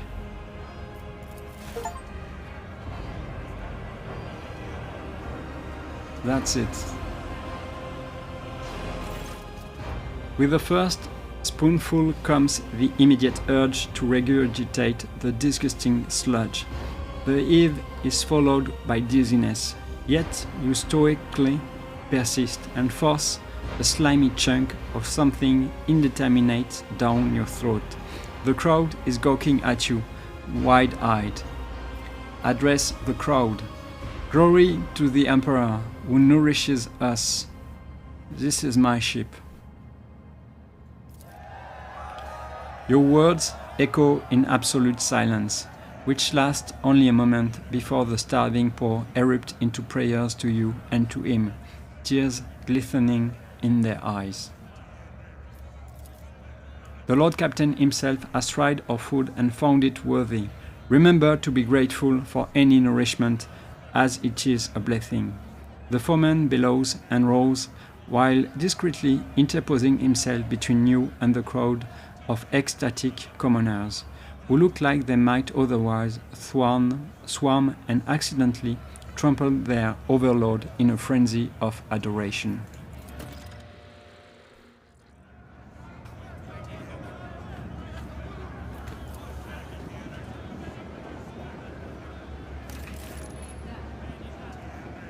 The world will bow. The Emperor favors me today. These crates are typically used to transport weapons. The worn-away markings make it impossible to determine where the shipment came from, and the scuffed surface indicates that the crates have been moved frequently. Let's talk to him. An old man in pitiful rags listens intently to the sound of your footstep. A sticking piece of cloth is wrapped around his eyes, with greenish pus oozing out from under it. The old man lays his trembling hands protectively on the heap of junk that serves as his bed as well as his table. An empty beggar's mug makes a clinking sound next to the withered leg. Throw a strip of dried ration meat into his mug. Here, have something to eat. The old man ravenously sinks his remaining teeth into the meat's tough fibers, but soon gives up on chewing and swallows the whole piece.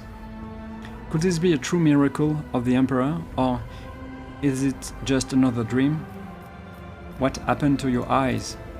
The void rats gnawed them out while I was asleep, and the sewer water my wounds were washed with was infected. Turns out, the pain became a stinging feeling that wouldn't go away, and only got worse. I had the image on my mind.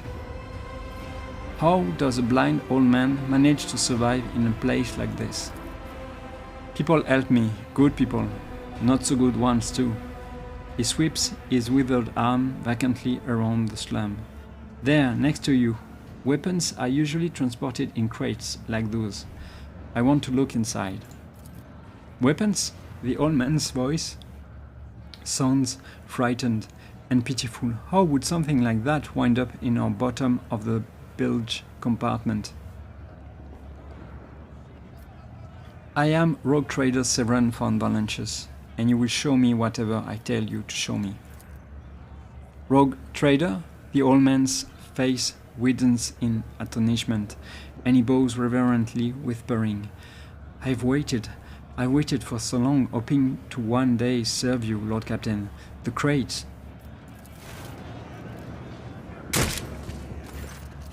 A cold voice filled with the promise of death mutters.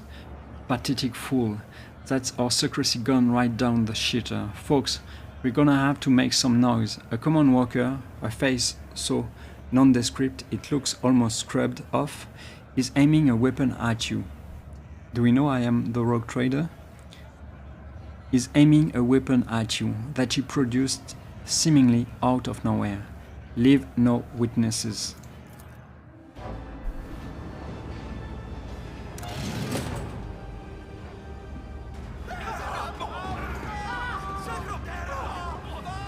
Your struggles are in Okay. vain. I'll turn you This man is with us.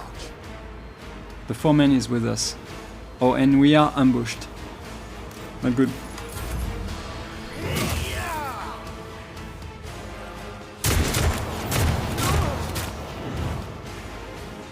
out of my way.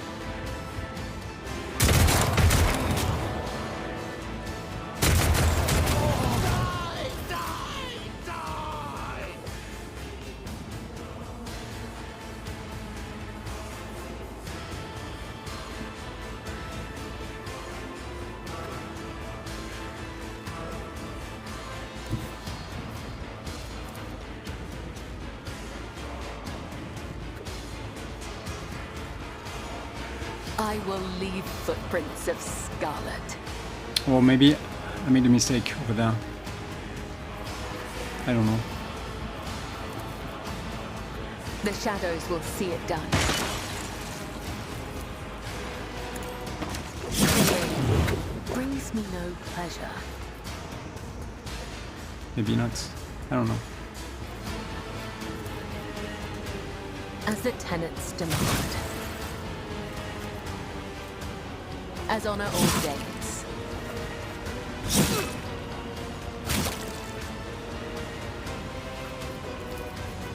Trust me.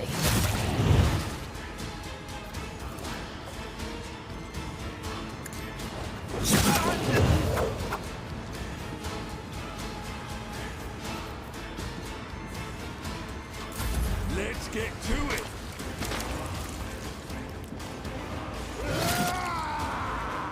Oh, he's already dead. Let's get to it.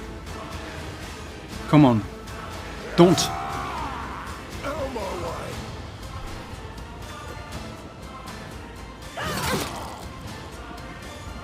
Nothing. How'd you like this? Here we go. Emperor, protect me.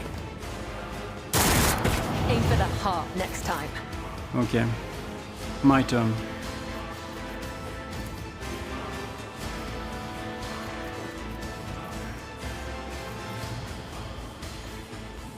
I'm not sure.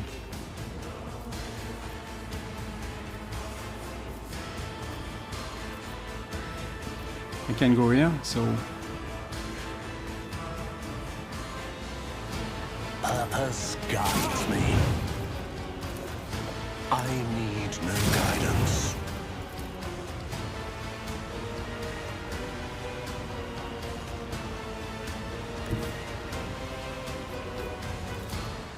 Purpose guides me. A blood-soaked tribute.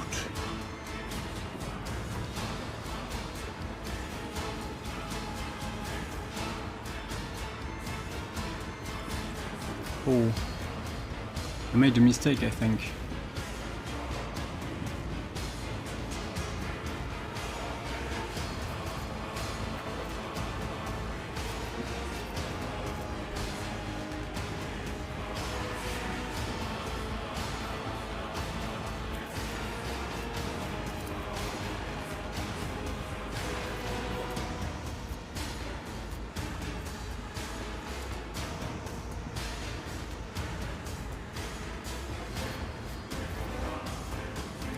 I made the mistake. One step closer.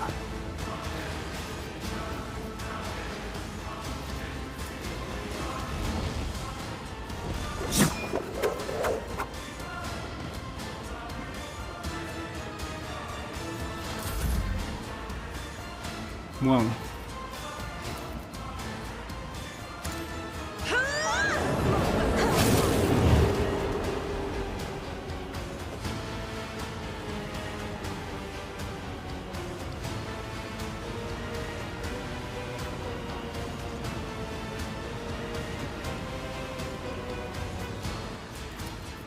Me, if you insist, Lord Captain.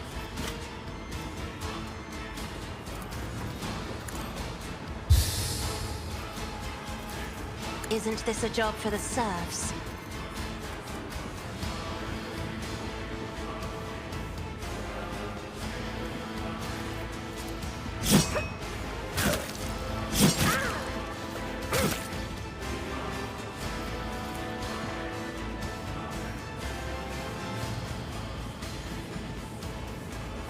As honor ordains.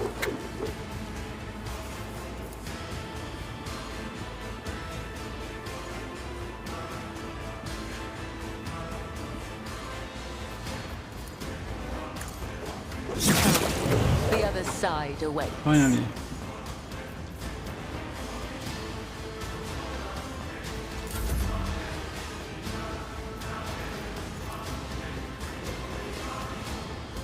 If I may.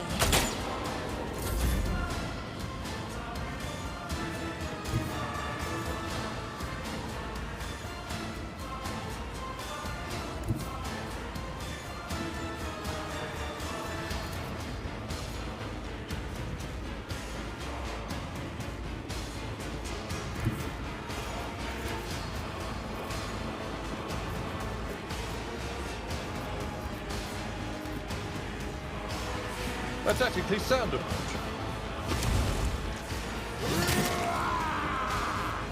I didn't know I was doing that. Indeed. One. I will do my duty.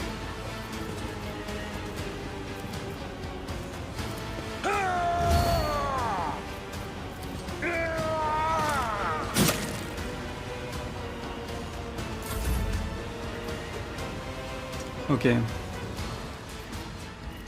So this is a shotgun and I'm going to use it. As the Emperor commands, I act.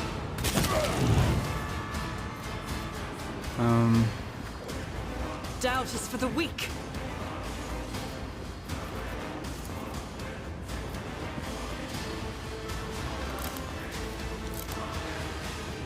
I don't think this is a play. Faith without deed is worthless. I'll do it.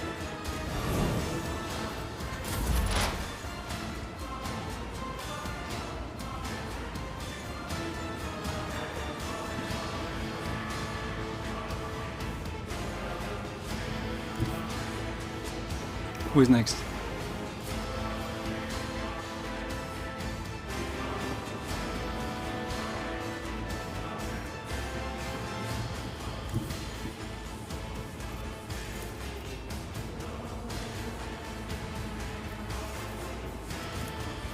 Cover me!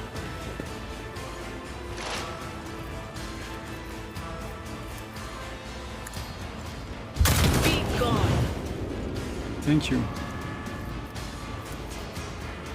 I don't want to use a power now. I think it's too dangerous.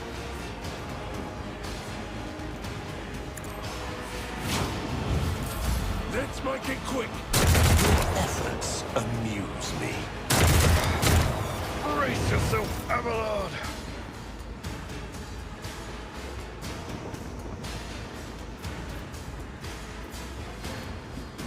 Ten. 11. Okay, this is all I need. Death whispers my name. Killing brings me no pleasure.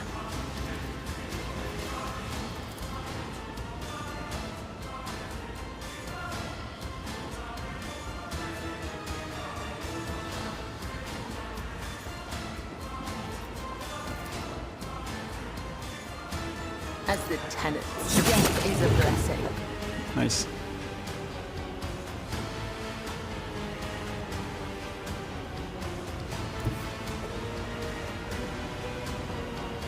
I bring mercy and retribution.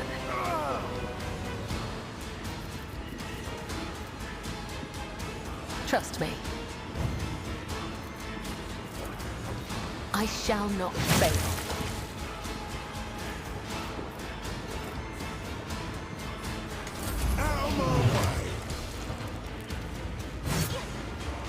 Oh, she did a parry. Good job. Faith shields me. Can you parry too? No, you can't.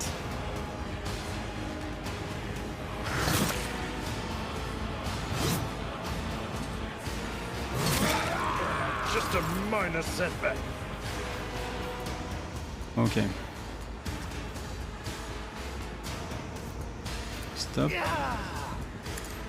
Too cheap. What a satisfying demise. Exactly. I will triumph. Purpose guide.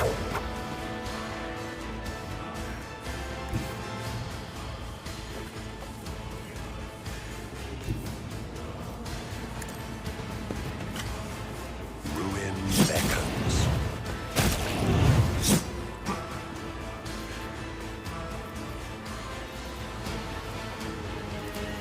I will triumph. What? Oh, it's... I think I'm going to jump first. I need no guidance. Yeah, that was the good move.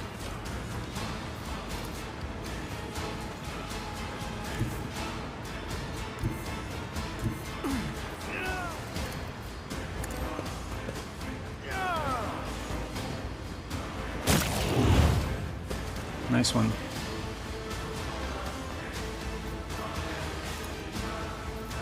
Purpose guides me.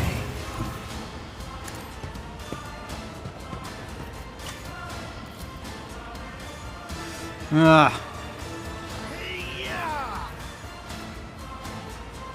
Well, I can do... No, I can't.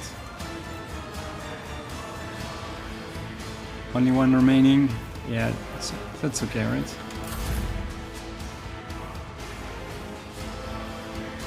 Step aside. The navigator is Oh, coming. I didn't see you.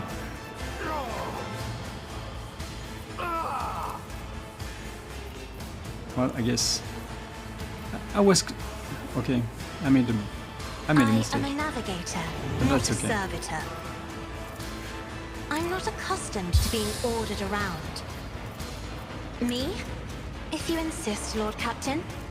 One except my death shall reign.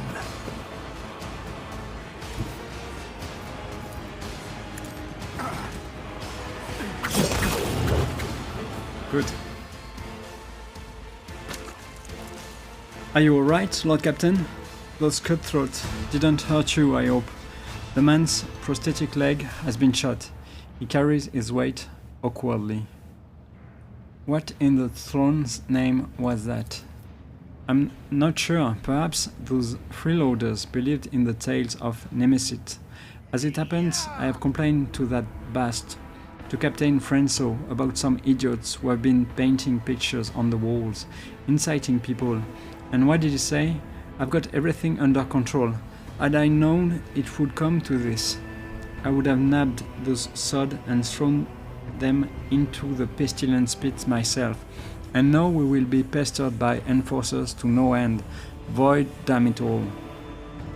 Who is Nemesis? Just a story they tell around here. There is this chap, they say, wanders the lower decks, helping the poor who can't earn a living for themselves, and standing up to the officers and enforcers in defense of the weak. Except it's just a story and nothing more. I will be speaking to Captain Frenso about what happened. Well, in your case, he will certainly hear you out and not. He grins and indicates his broken ribs, you know. I think the blood spun Webb's temple. Do you know where it is?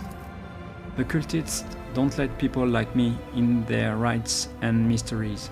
I'm grateful to them for their service to the God Emperor, but to be honest, I can't get behind their love of death. I'm much too fond of living. Okay, I'm starting to be a little I owe you one. in pain over there. Argenta. Yeah, Argenta was... It's not her Something fault. ominous lurks ahead. I've been ambushed and yeah, she was not in the right place.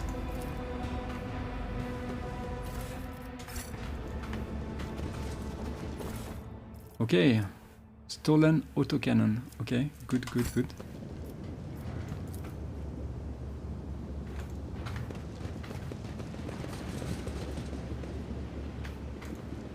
Embrace true power.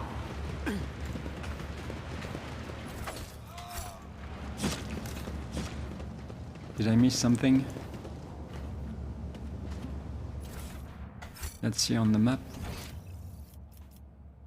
Doesn't look like it. Another mark. The longer you stare at the mark, the quieter the sounds of the station become. The shadows grow longer and seem to stretch in the direction of the adjacent section. Agility reduced by 20%. I don't like that.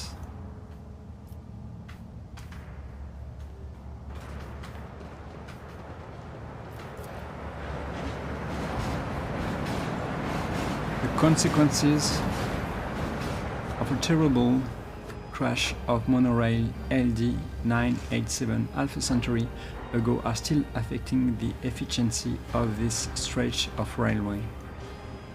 Interesting. Intriguing. Okay, let's do this.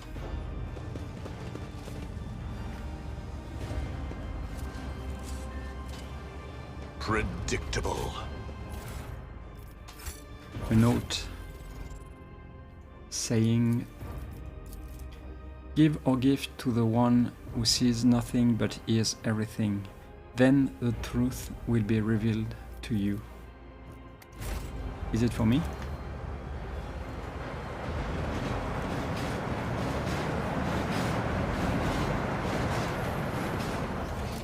Okay, I have forgotten something over here.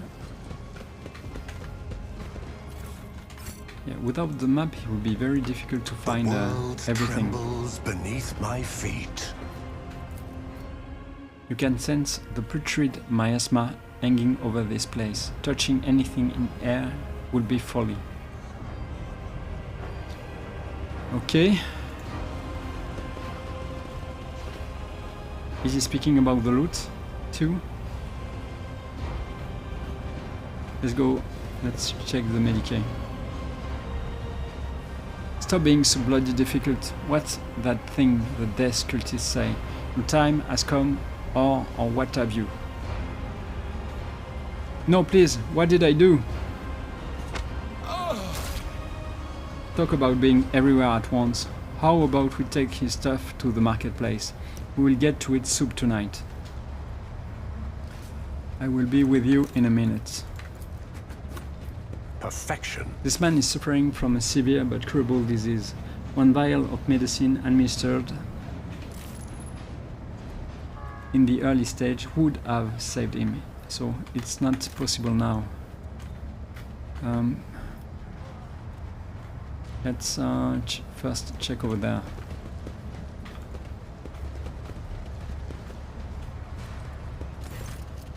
The specimens before you must be the most repellent inhabitants in the compartment.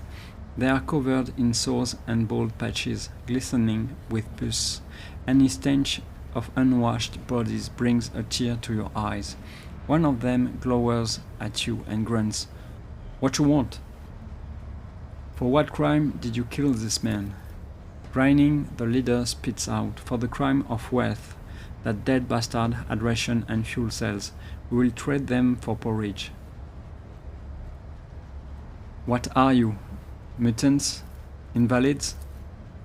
Mound eaters, outcasts, folk who have no place even among the lowest of the low. Some were born that way, some were driven out to keep them from spreading the contagion. The foreman won't let us near the vat. The enforcers try to shoot us on sight, as if it's our fault that we were born in a terrible place. We are worms in the rotten belly of this ship, fodder for disease. The outcast licks his lip, and you see a tongue studded with small, underdeveloped teeth. There is no disease, but an obvious mutation. Okay, I don't like that. The longer you stare at the man, the more deviations from the human form you detect. Wretches such as this, disfigured by genetic abnormalities and disease, are the perfect breeding ground for true corruption.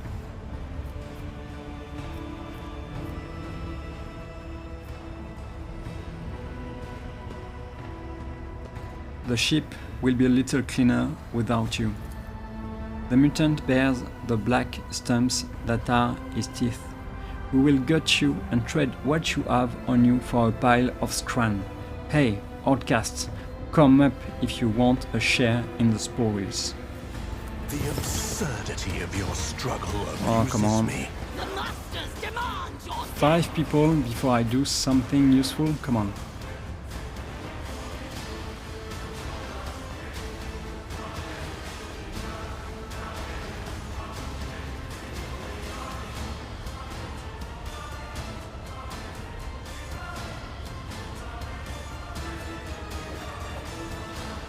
I don't like that. I'm going to get murdered. Abelin, Abelin, maybe go there. You stay there. Cassia over here, I guess. Argenta. Kibela.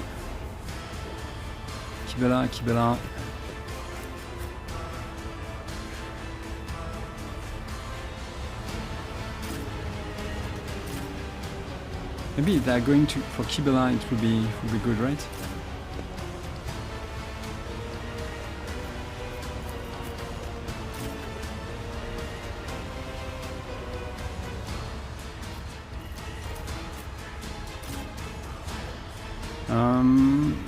Yeah, why not, right?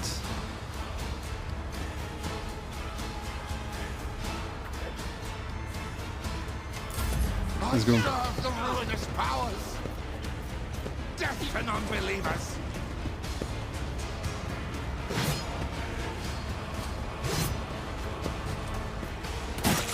My resolve is unshaken.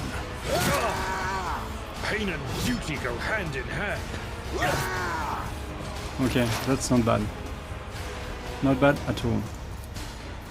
Okay, this guy, I don't like it, but they are not too close from me, so...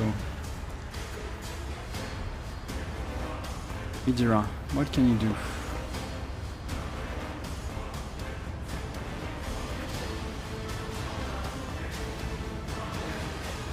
I'm not sure.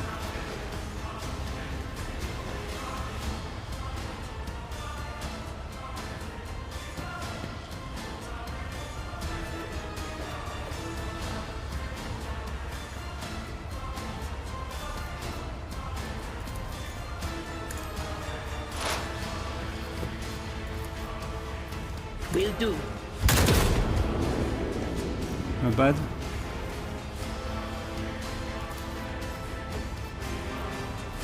Maybe... Anything else? Such is the will of chaos.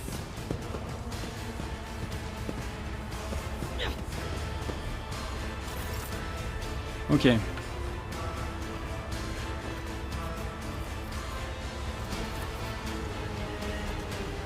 As the Emperor commands, I act.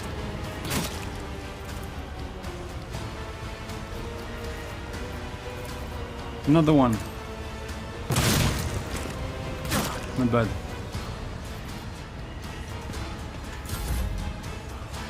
Cassia.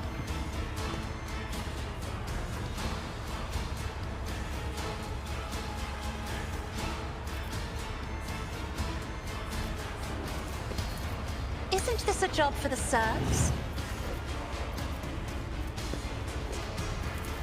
I am a navigator, not a servitor.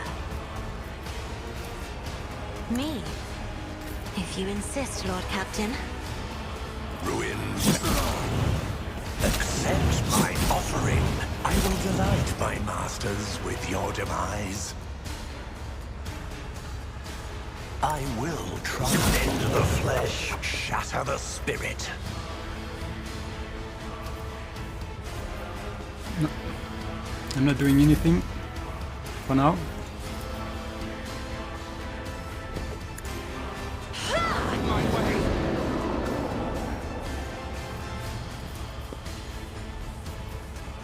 Isn't this a job for the serfs?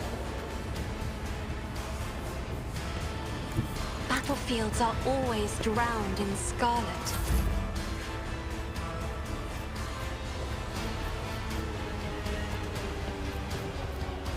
Purpose guides me.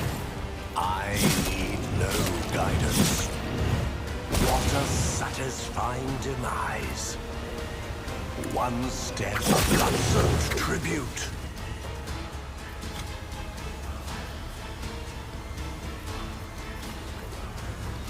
Okay.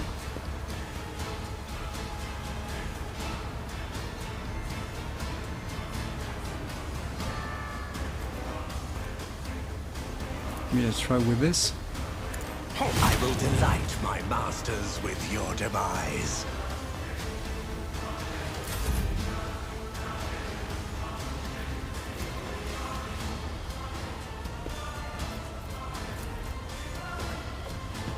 As honor ordained. As the tenants demand. This goes against the tenants.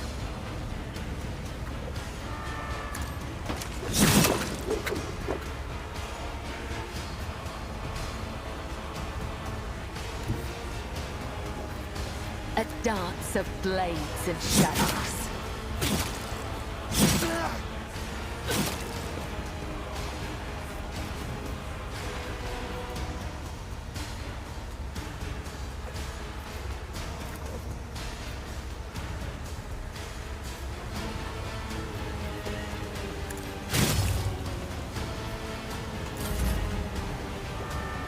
Well.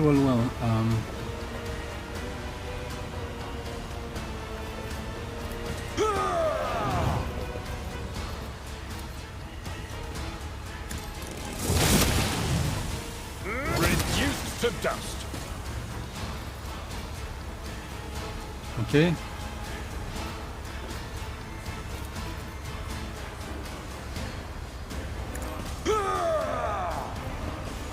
Victory is imminent. At your beck and call. I took care of this one. But I am your doom. My ears are ringing. Rend the flesh, shatter the spirit. Ink cleanses the body.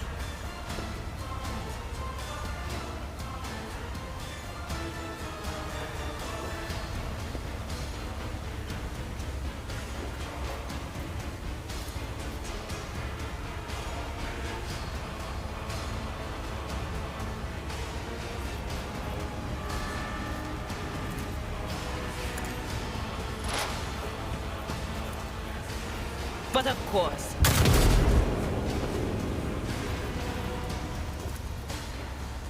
Anything else? Crush the feeble.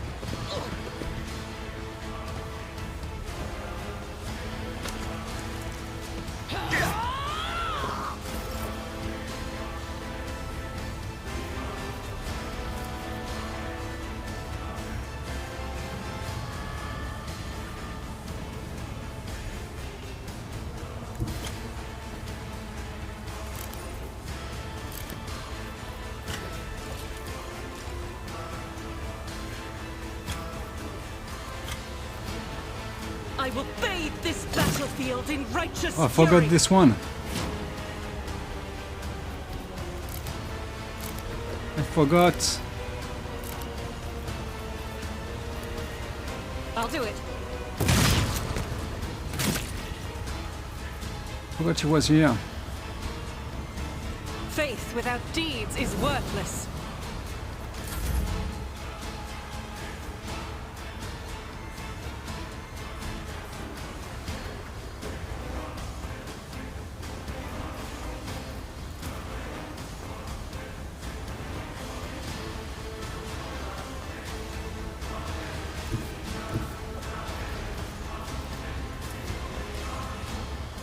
Okay, this is good.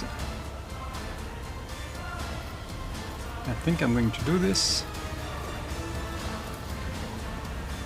If I may.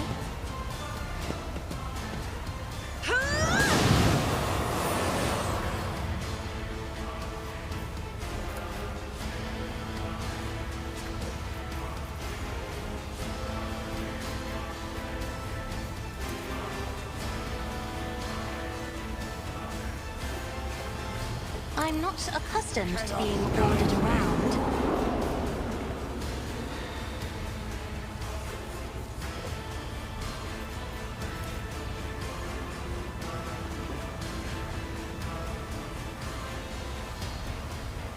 Is it 2?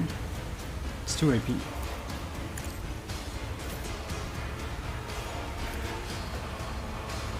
Doubt is for the weak.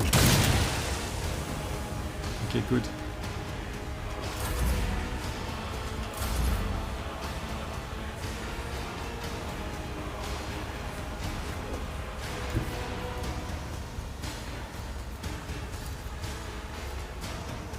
Ruin beckons.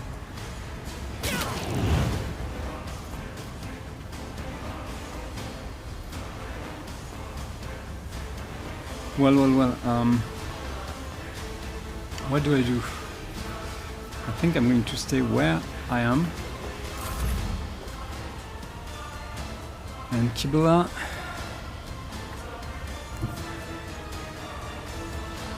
It's time to show what we can do.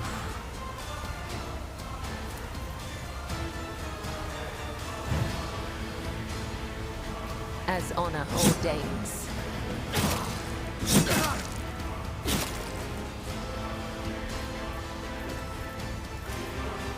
I shall not fail. Well. She's Indeed.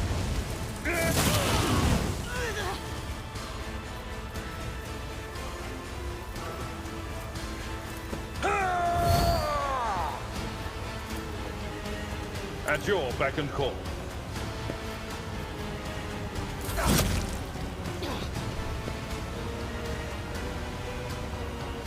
She did always want to be a martyr.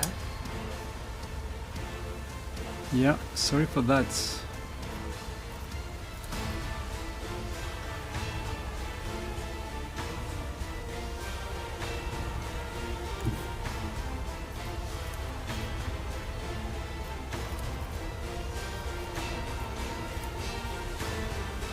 They who discern the future own the battlefield.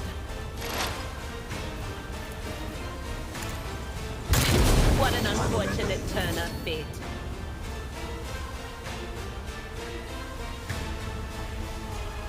I think I'm okay, but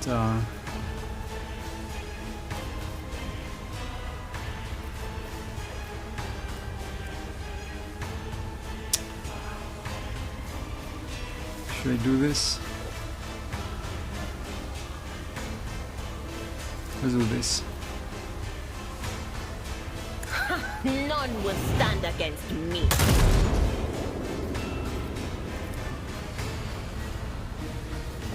On it. Chaos guides me. I've suffered worse.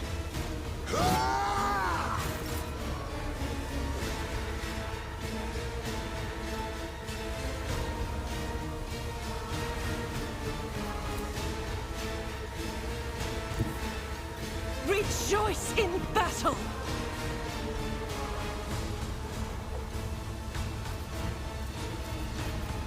Yeah, you need your shotgun to do this. Let's not be too close, right? God Emperor, move through me! Be the fire in my heart! Good.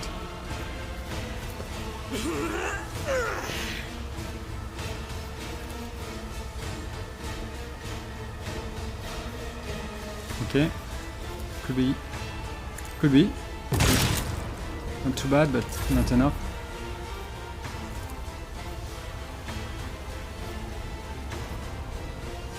Why? Isn't this a job for the serfs?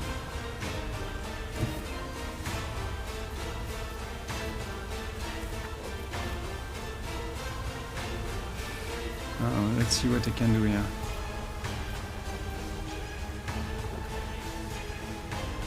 Emperor, give me strength.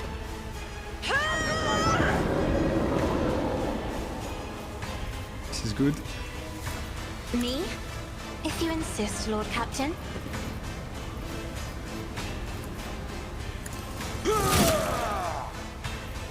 I will do my duty. It will be done.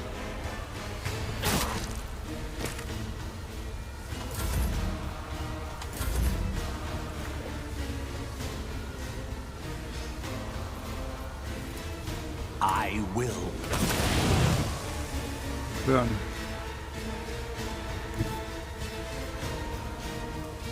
Do I have enough?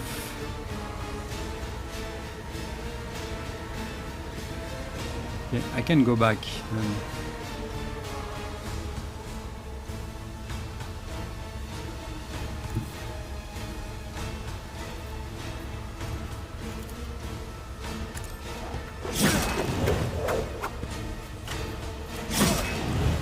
I will deny it.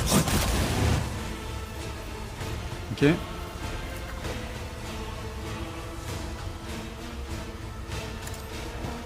Into the flesh, shatter the spirit. Well. Let's go back. I need no guidance.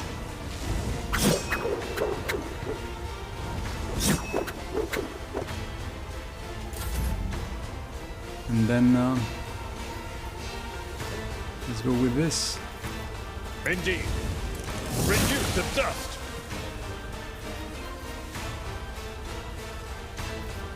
At your beck and call.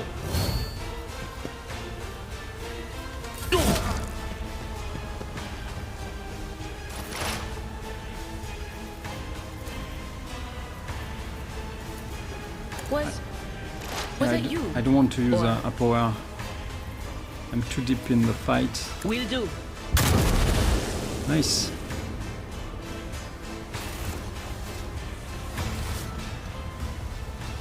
Well, I woke up with a feeling of wonder, as if a field of flowers was blossoming nearby. yeah, wonder. A child was saved from death. 1,000 heretics were burning alive, begging and sobbing and howling.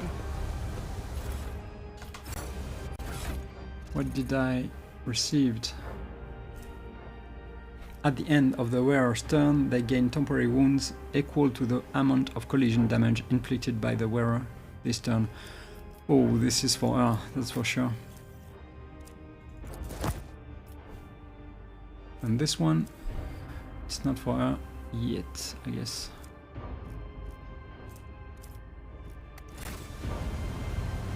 Powers unseen uncover my path.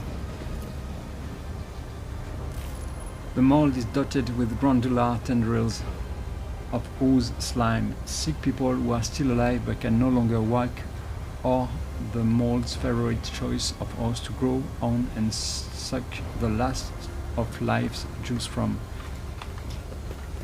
I don't know if I can touch them. I mean, I'm going to do it, but maybe let's wait a little. Gaze.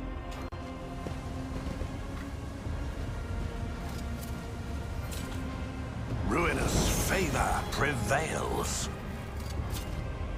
Predictable. I see what others do not. Seize the opportunity.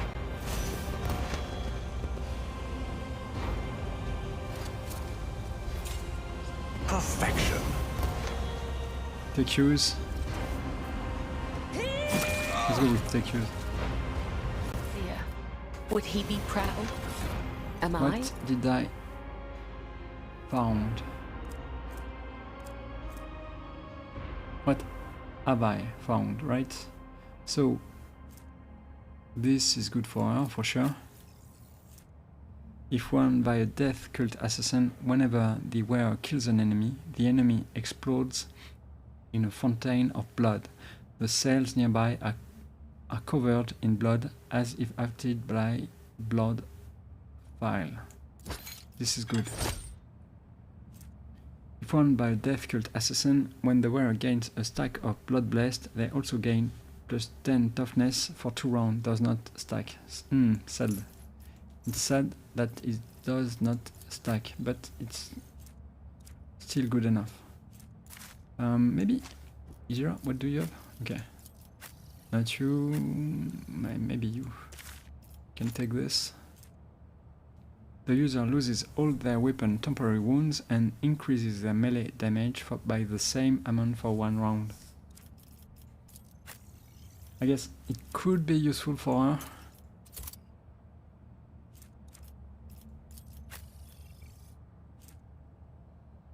Could be for him too. And run and gun, yeah, only this woman Argenta has it, so I'm not going to use this one now. Let's see what I can do. Archetype, let's start with Idira. Last time we have chosen backdraft.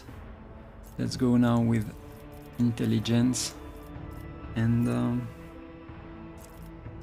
maybe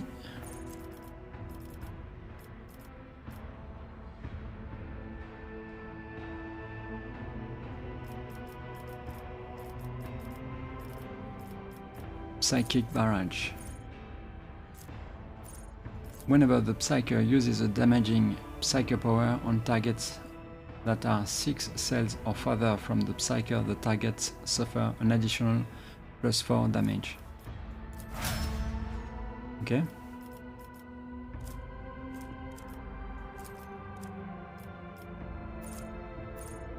Intelligence and Psychic Barrage. Next one we have Severan. So we did get Psyker Minoris, and now we are going to bump up the willpower and also choose something called, let me check, just need to see it. Can I find it? Let's go back. Okay, this one. Balancing on the edge. The Bladedancer can use both a desperate measure and an heroic act in the same combat, but not in the same round. Whenever the Bladedancer uses a desperate measure, they gain +10 weapon skill and 3 resolve.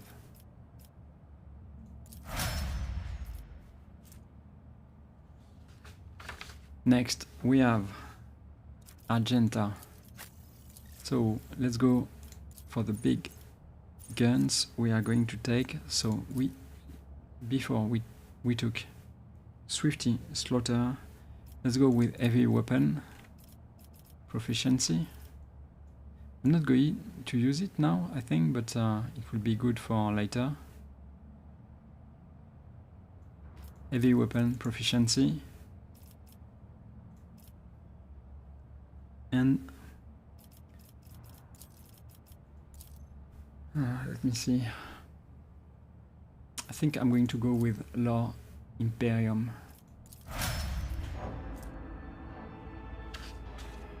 For the skill checks.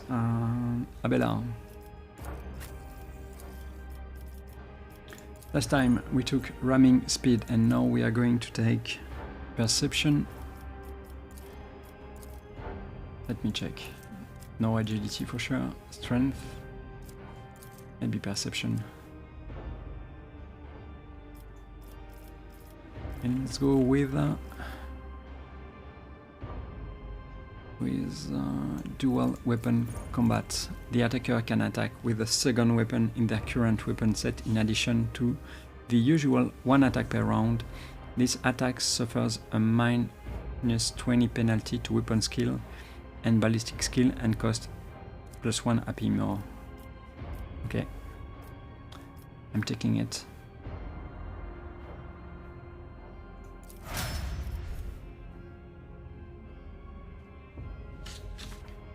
I think it's good with the second weapon I have now. Let's go with... Let's check Cassia now.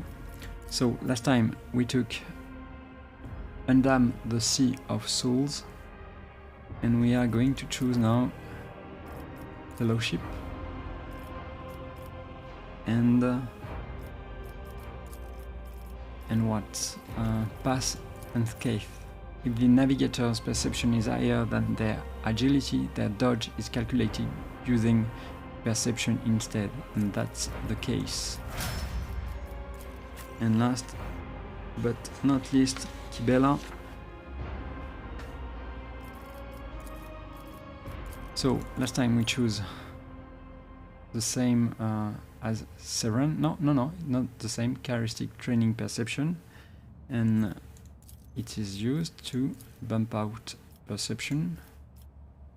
And now we are going to choose to also guillotine, if I find it. Death from above deals double damage to enemies that have less than 50% wounds. Really good. The world will bow. You know what? I think I'm going to take all of this and see what will happen. Let's wait a little. There is something here, clearly.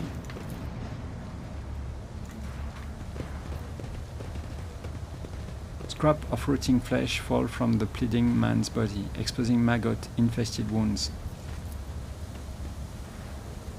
The man is suffering from a severe but curable disease, but it's too late. We learned this before. Intriguing. Okay, nothing is happening. It was just to make me afraid of it. What is it? A cure for a rash. The Lord Captain spent too much time in the pestilence pit by the void ship right line, and now his skin is covered in inflamed blisters. There must be someone on board who knows how to purge the rogue trader's body of this affliction. I hope so.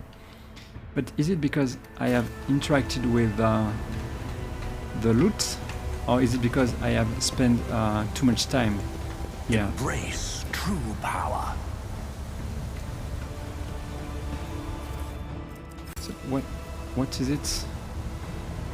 Parry and hit chance reduced by 10%. Okay, I'm not keeping this for sure. I will find a solution. I will find a solution.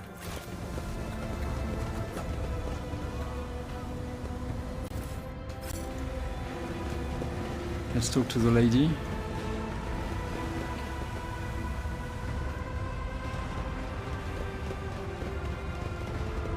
Stena.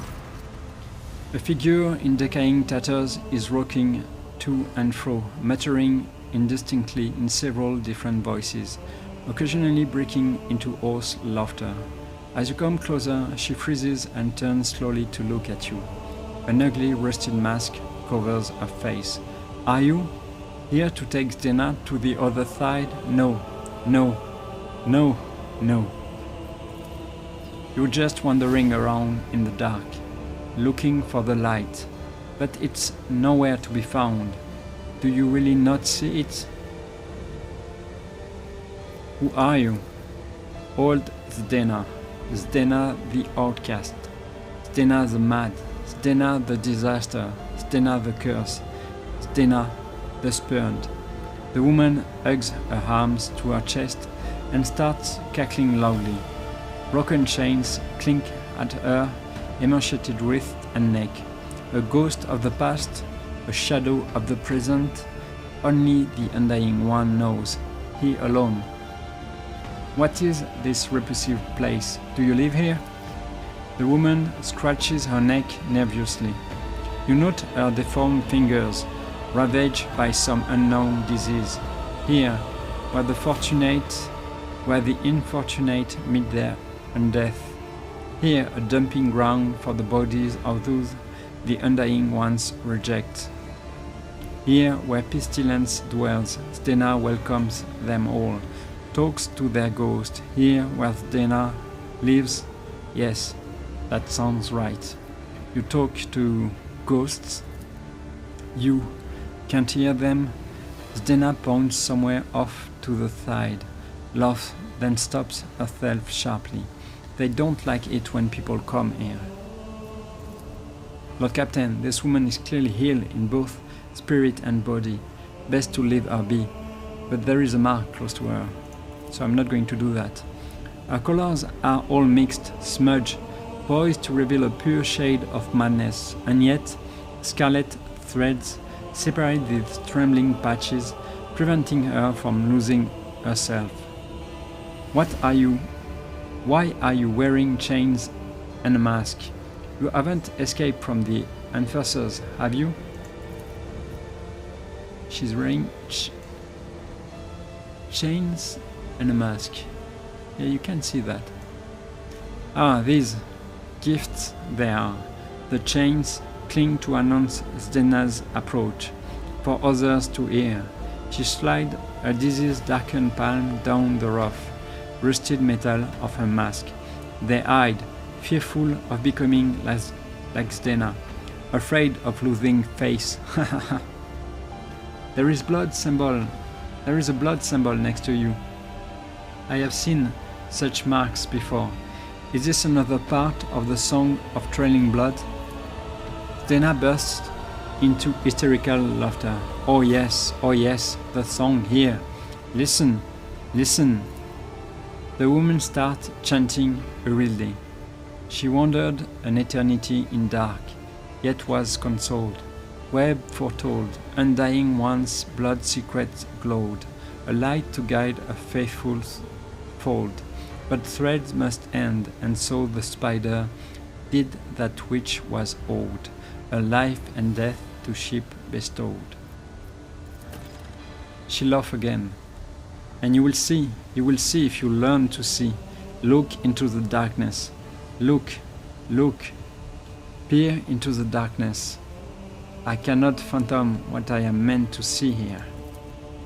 You peer into the darkness and are gradually able to make out the outlines of objects in the shadows, rotting corpses, rough walls, the twitching death throes of infected people left here to die. You see no light in this place, only more darkness and despair. You don't see, do you? You don't see? Zdena shakes her head frantically and starts tearing off her rags. Strip off her decaying flesh, peel off along with them. You will not see until you become like Zdena, the flesh and blood of the ship.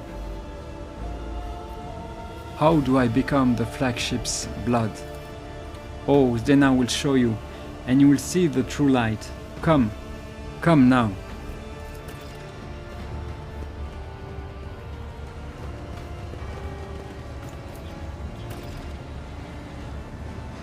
I tread a path Where did she go? unexplored. Okay, she's here. Oh. Did she die? No, she did not. Let's see the quest, just to be sure. The Lord Captain is facing a difficult choice, to take the final step and become the blood of the flagship, or to abandon the path of the matriarch spider and his own search for the temple. I will not do that.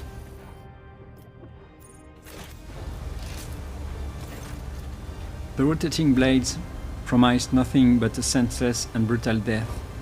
Flipping past them would require some unreasonably precise calculation or blind luck. While listening to the air currents, for a moment you think you hear Dena's whispered praying rising from the depth of the shafts.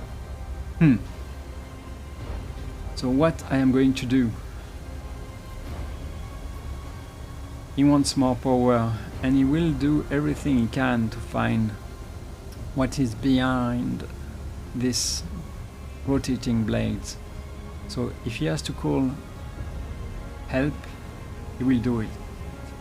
Call upon the Renus power. I am willing to take the risk so that I might learn the secrets of the Bloodspun web, but I need your aid. A confident smile that is not your own appears on your lips. The rumbling blades no longer seem dangerous, and the prospect of jumping becomes a mere trifle. But I have always the same chance to fail. Weird. Jump.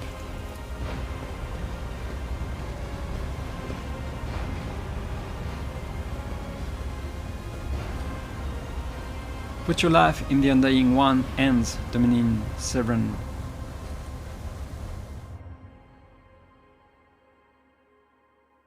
And here we go.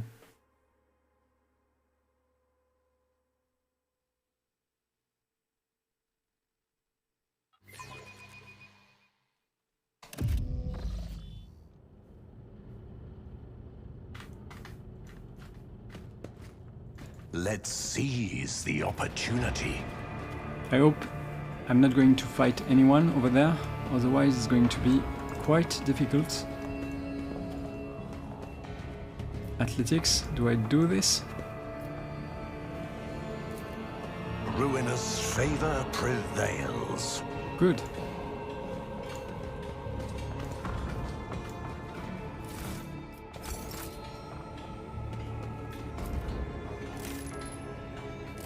There are large holes in the compartment ceiling. The spinners have dismantled the bulkheads to expand their temple even higher.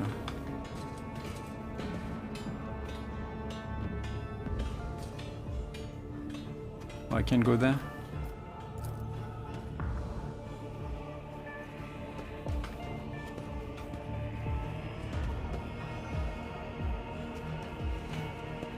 The world trembles beneath my feet. Okay.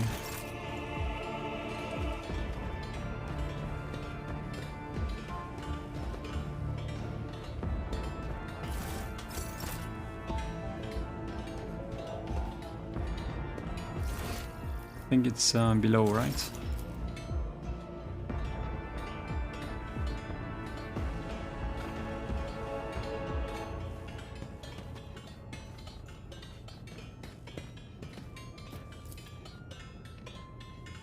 Tangles of improvised bridges constructed from beams and flooring stretch ever higher.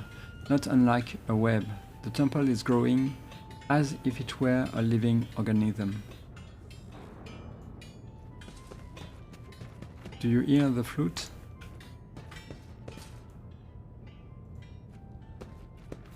Okay, that was this. Good.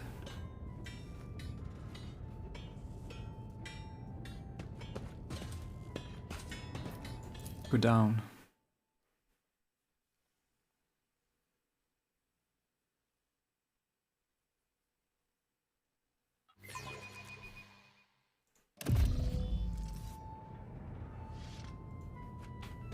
The world will bow.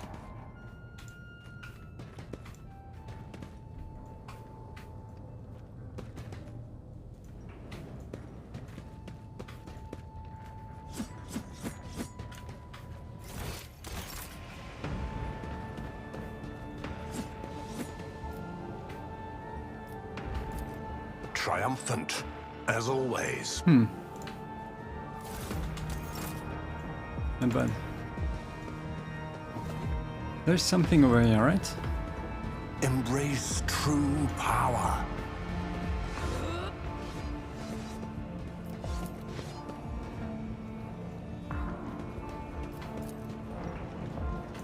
Medicae. perfection. The smoke tickles your nostrils, making you slightly dizzy. Such substances are known to induce vision or hallucination. Oh, my companions are here. Oh. Let's talk to this man. Vizier of the Bloodspan Web. A frail old man, grey beard, tinged with blood, folded his wrinkled hands in a ritual gesture. His body is covered in scars, some old, some fresh. His eyes are sewn tightly shut. His mouth is cleft at both corners, making his jaw seem eerily snake-like. And the Lord of the Ark walked the path of unlife, in the footstep of the web's very first spinner, and the servants of death bowed before him. In the domain is the giver of life. The old man goes still, his head turned to the side. He nods toward the temple's muffled silence. Yes, yes, truth like a stream pours from your lips. We welcome him as the tenets demand. Your hues are almost as pale as the grey of your beard. But what is this? Cassia flinches and takes a shuddering breath. A scarlet whirlwind shines through the faded colors. A servant of death who sees beyond the threshold. A spider who spins a cocoon at the end of his thread.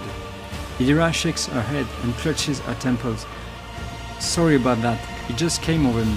I didn't say anything too weird, did I? A thin blade appears in the old man's trembling hands. Although his arms are stiff and look like they can barely bend, in the next instant the dynasty symbol is etched on his forehead, dripping blood. With a brief motion he flicks the blood off his blade, and several drops land on your face.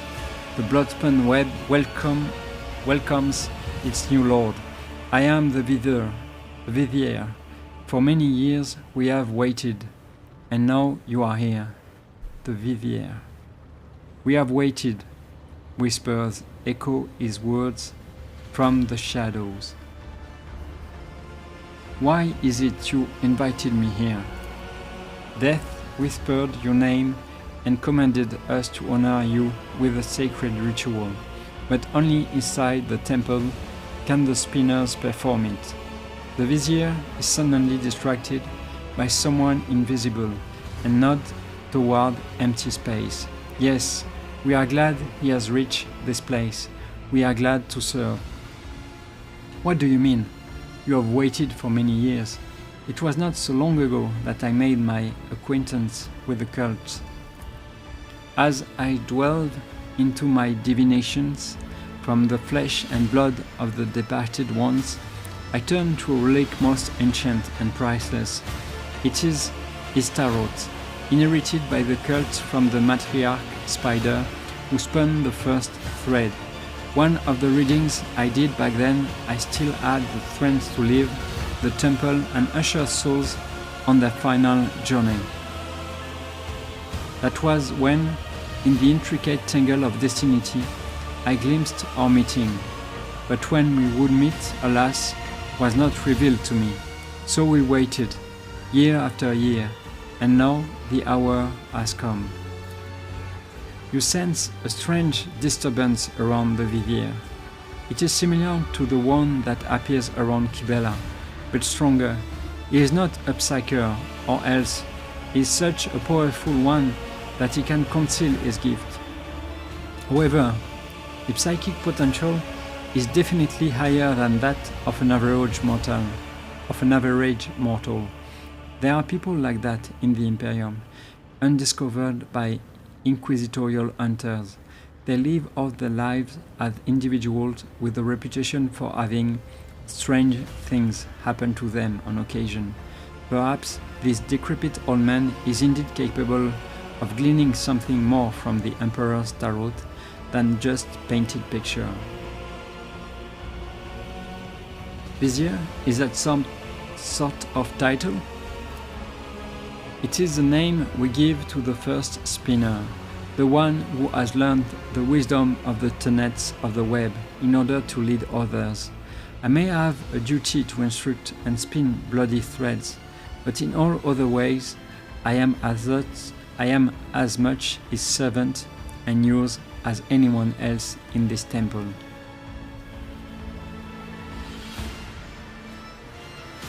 How did you manage to erect an entire temple in the middle of the ship without anyone noticing?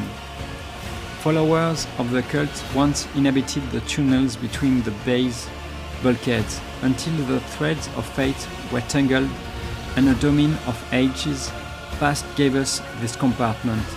We set ourselves to building spacious halls where the shadows, the images of him, and the spinners themselves would whisper of death, and thus the temple that you see began to change with the succession of Vizier and the cult's generation. We are building it still, slowly but surely. And it looks beautiful. I have walked the path of the matriarch spider. What now? The song of treading blood tells a path fraught with trials. By accepting it and setting out on that path, you passed the first one, the trial of resolve. For not everyone is prepared to shun their fear and doubt and embark on a search for the unknown, a search for death. The trial of compassion was the second one. You passed it when you put yourself, albeit briefly, in the service of another soul, a man suffering from burns. For the choice between life and death is to be made only by those willing to take responsibility for the pain of another. The third was the trial of justice, in assuming the role of judge for an apostate of our faith. You declared your right to influence the balance of life and death that the errant soul had upset. And the fourth was the trial of duty. For duty always leads to death. You are prepared to render our duty to the undying one, fearless and accepting of our purpose, which is to serve him. You too have proven yourself prepared, and the four trials have brought you here.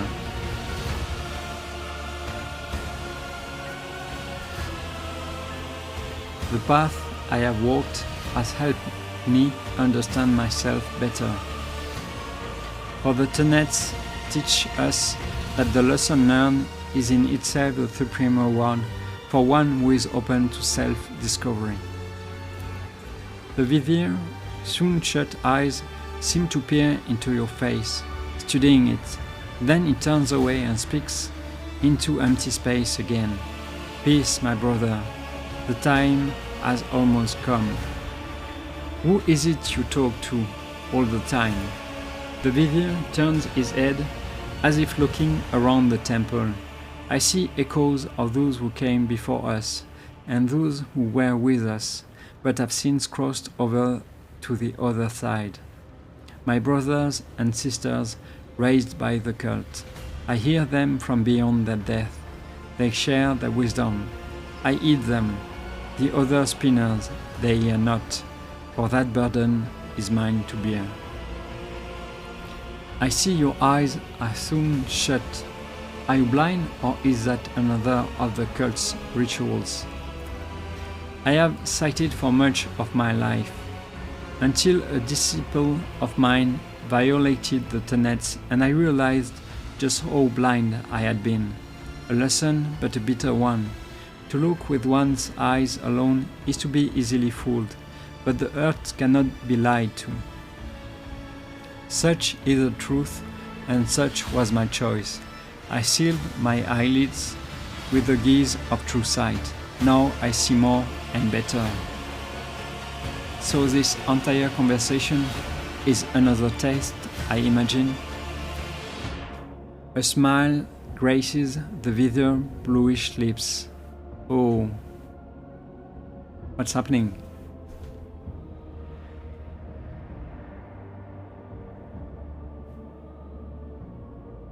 It drugged me, with the blood on my face. The tenets command us to be prepared for all trials, corporeal and spiritual alike. Are you prepared? Domin Severin. His mouth closes, but you can still hear his whisper, a prickling sensation in your face. Is making you increasingly anxious. You raise a hand to your cheek, only to realize you can't feel it. You look at your palm and see a few smudged drops of blood from the wither blade. A strange, serene calm envelops your body. Your fatigue subsides and you seem to float in the air, seeing things you had not noticed before. The shadows in the corners taking on shape and colors. The subdued lumen light playing on the cultist bone masks. Are they really masks? They're tall, lean, empty-eyed. Wearer might as well be dead people. A chill runs down your spine. Medicae. What is the meaning of the... No, maybe look around the temple. At one moment, the walls of Death Sanctum grow infinitely wide. The next, they are so narrow as to make it hard to breathe. The floor dances under your feet, and the undying Emperor's statue seems to shake its head threateningly as it looks down upon you. What is the meaning of this? Your heart is beating slowly, your breathing has become deeper, and your thoughts are muddled. You seem to be under the influence of a potent stimulant.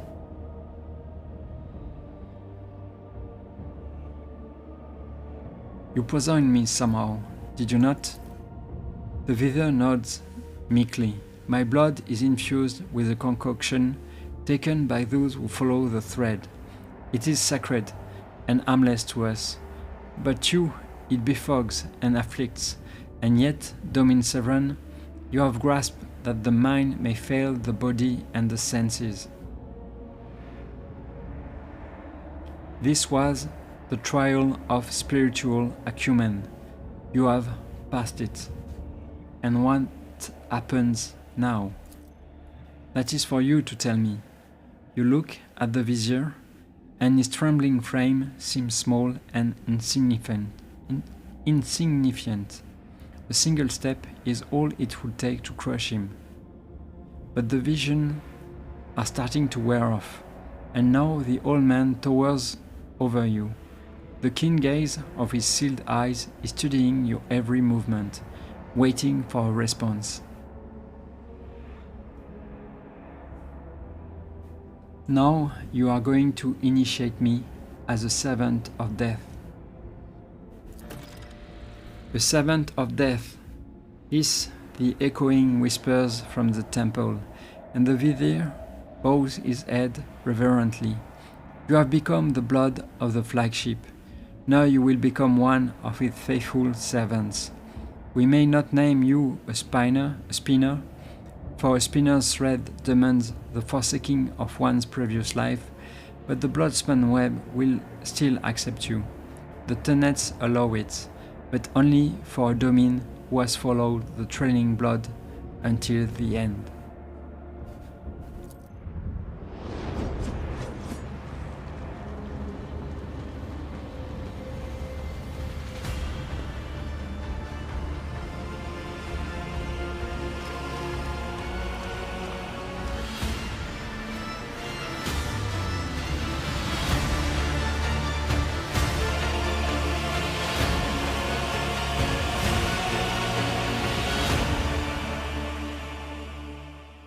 Upon the ritual platform at the undying Emperor's feet, under the keen gaze of his dark, empty eye sockets, you feel completely insignificant. Surprisingly, the thick blood pouring from his hands onto your brow, chest, and shoulders is still warm. Bowed before his image, the vizier assumes the ceremonial postures with incredible ease, his withered body moving swiftly and soundlessly. You are slowly plunged into darkness to the sound of ritual chants and swooshing blades.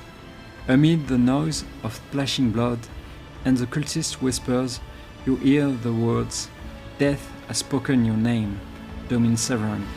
Death accepts you." A familiar whisper is scratching at the periphery of your consciousness. Or is it an inner voice? Even if he hears you, what does he care? He did not save Theodora. He will not save you either. You are not his chosen one. But what if you offer a prayer to the gods that are truly immortal, the ones who do not hold back with their gifts, the ones who are always willing to accept you? I'm not going to offer a prayer to the undying emperor.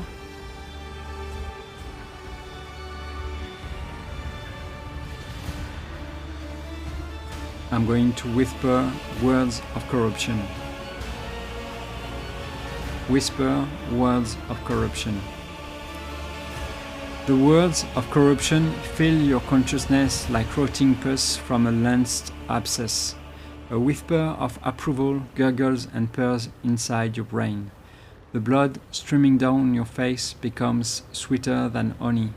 However, a dismal feeling comes over you as well. As though the gaze of the statue's empty eye sockets has grown a dozen times heavier, and the stream of blood is lashing your back and shoulders harder than before. Could the lingering intoxication still be playing tricks on your mind? It seems the disease you caught in the Frightline's pestilence pits is getting worse. Your skin is more itchy, and dark patches are forming in a few places.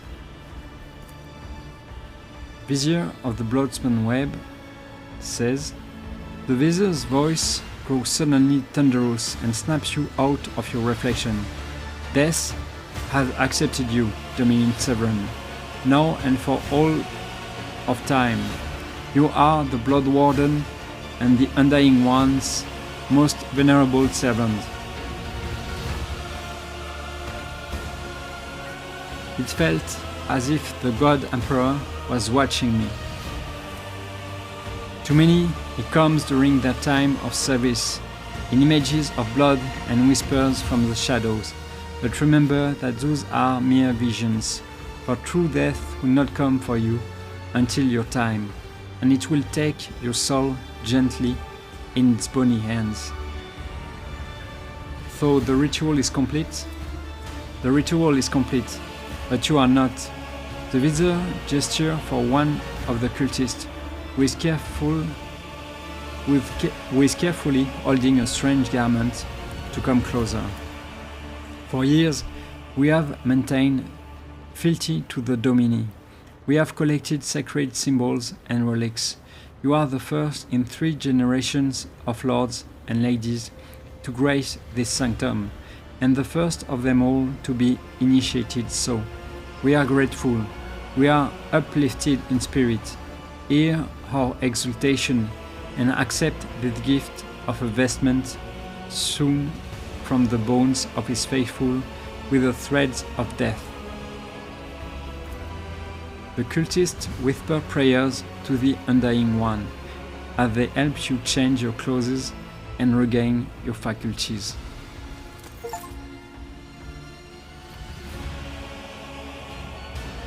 Interesting.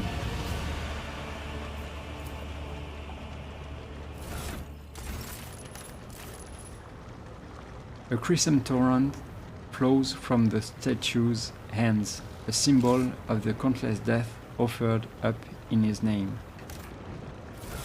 Let's see, what is it? This is better for sure. Plus 10% dodge if the wearer is not in cover. Extra property, 3 wounds. I like this. Let me check. Okay.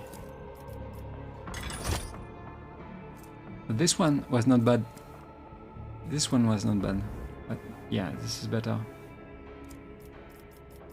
Let's see what Kibela has. Our willpower is too low to be useful.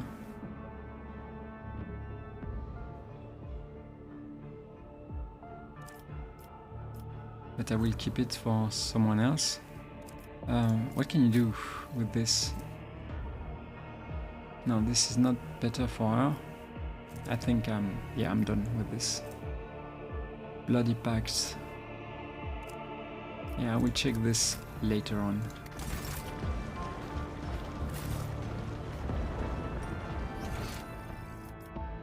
Intriguing.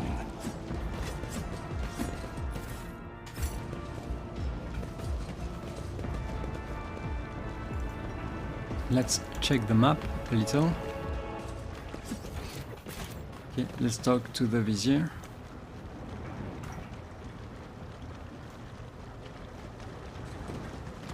Where is he?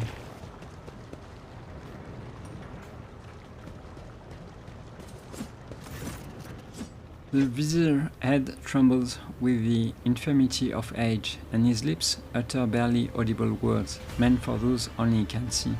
Domin Seren has honored us with a visit. We are glad. First spinner. Peace, Kibela. You are shield. You are the shield. You are the shadow. You are the blade. So be them.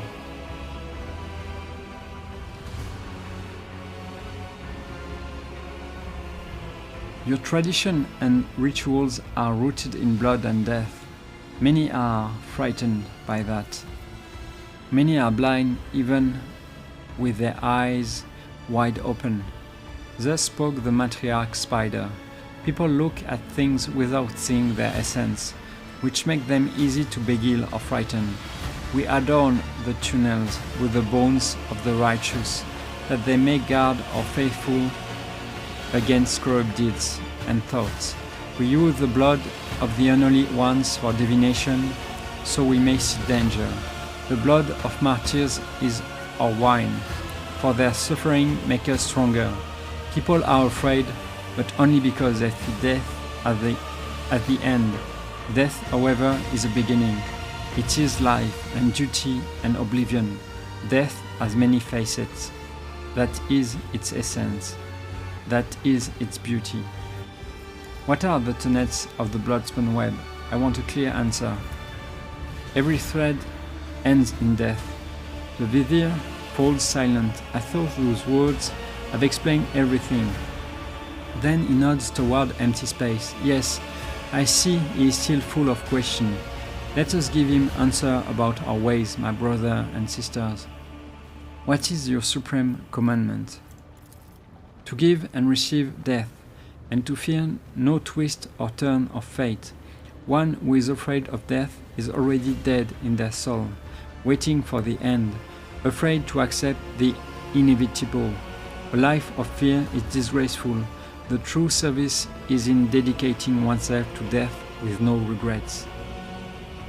What do your tenets say about human weaknesses? The smallest stain of rot is enough to ruin the most beautiful woven pattern.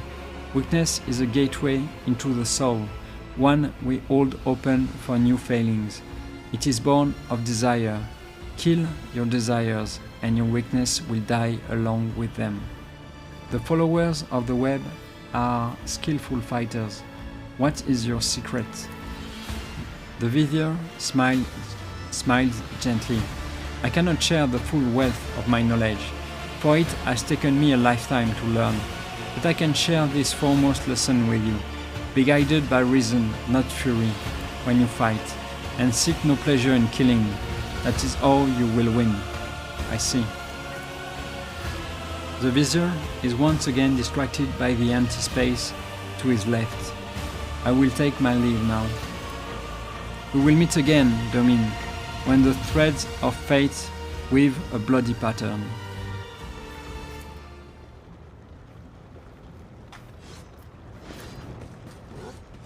Powers unseen, uncover my path.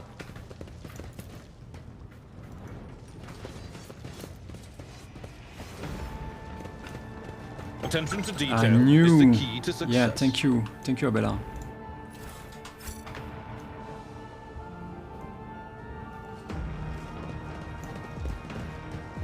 The shrouded faith, the blood-spun web.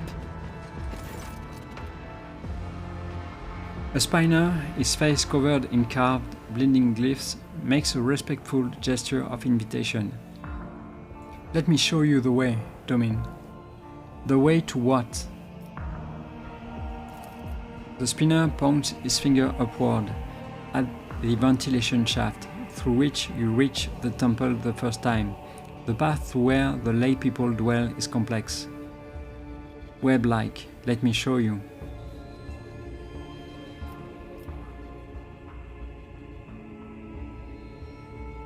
I intend to stay here a while longer. Let's see if I have forgotten something. Let's seize the opportunity. I think I'm okay. Let's go.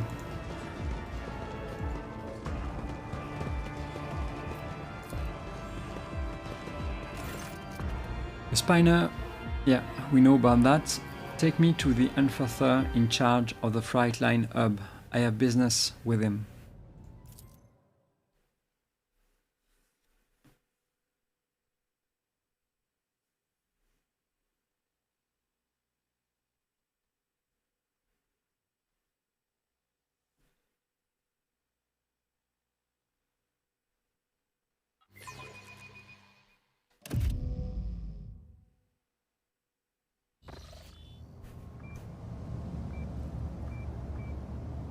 Frenzo.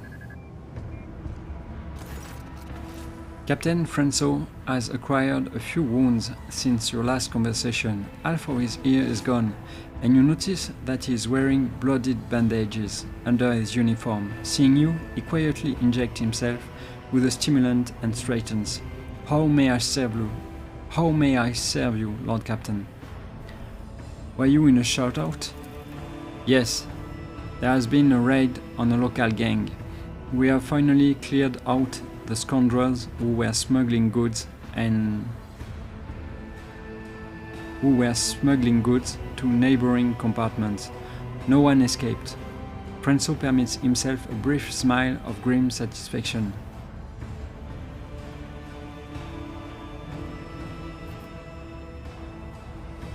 I came across a drawing of a walker in a red mask. What does it mean? The captain frowns. It's a figure of local legend, known as Nemesis, protector of the poor and oppressed. Ever since I was a child, desperate people have been drawing his portrait on the walls, hoping to summon a defender to punish those who wronged them. We have had 13 or so fools calling themselves Nemesites over the past 5 years. We disburden ourselves of them just to be sure. I find this sentiment disconcerting. Stay vigilant, Frenzo. Always, Lord Captain. Enforcers have been appropriating ration cards from workers returning from their shifts. Why is that? Are you short on provisions? The compartment has just enough food to avoid starvation, Lord Captain. This is why the enforcers are making sure that no serf has more cards than they are supposed to. They used to rip out people's tongues for it, but I reduced the punishment to simply beating the thief and confiscating all their cards. The orders are to give these cards to workers who are starving due to lack of work shifts. Not that it helps them much, but it's better than nothing. Frenzo scoffs. Are their enforcers guilty of misappropriating the confiscated items? Yes. Do those caught stealing receive severe punishment? Absolutely. I was attacked. Frenzo lets out a menacing growl as his face fills with blood. Who dared?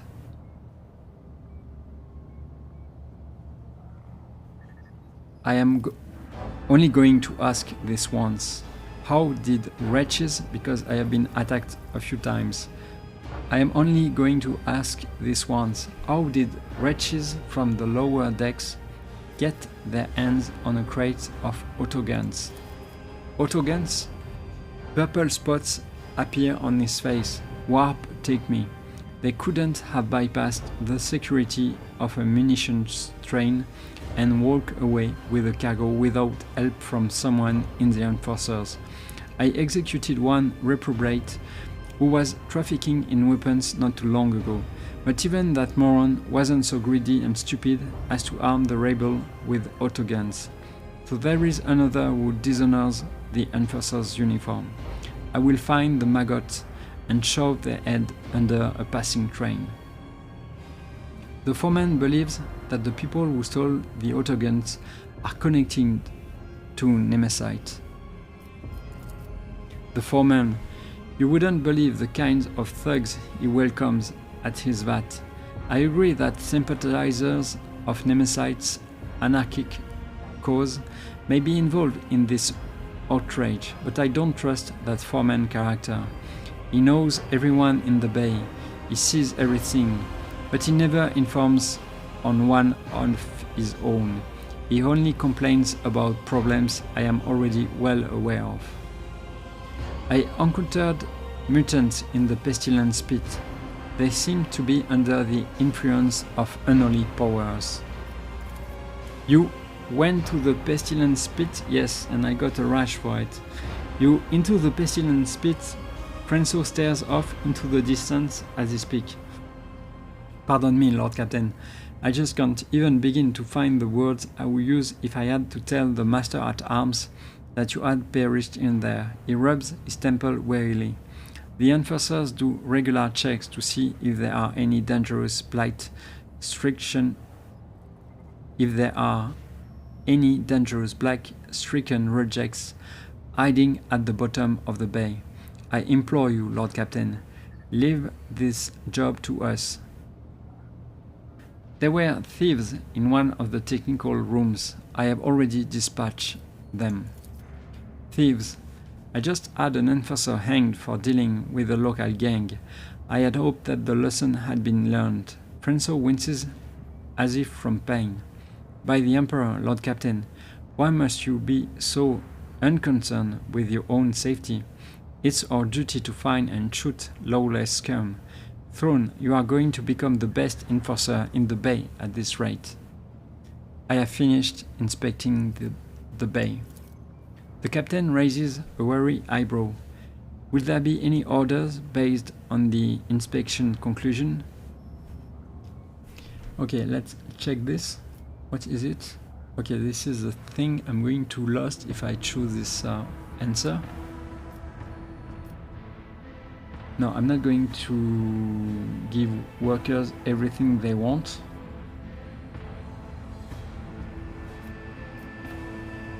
No.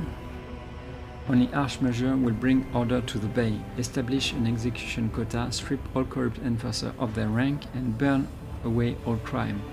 Any idlers are to be given a job, and if they cannot do anything useful, servitorize them. Organize mandatory sermons and spread the word of faith. The source of all of this compartment woe are hunger and poverty, which are driving those people to commit petty crimes. I'm sure you would have done something by now, but there are certain rules you have to follow that are simply too limiting. Isn't that right?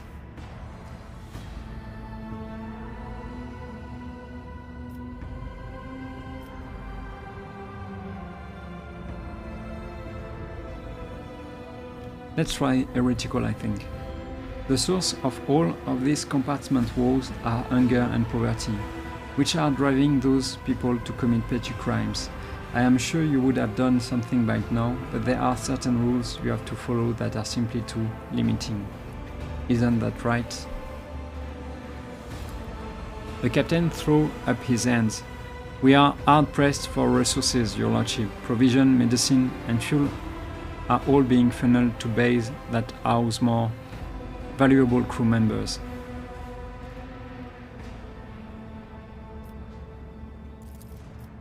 He frowns slightly. I will admit that I have been occasionally tempted to overstep certain boundaries in the ship's regulation.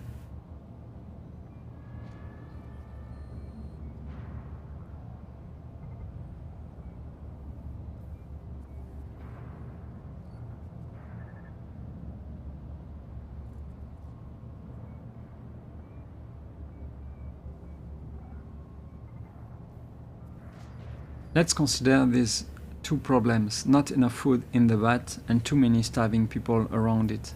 What could you do?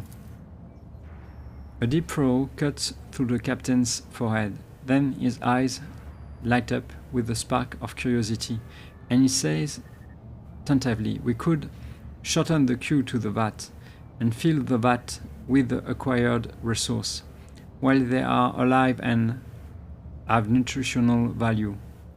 He casts an inquiring look at you.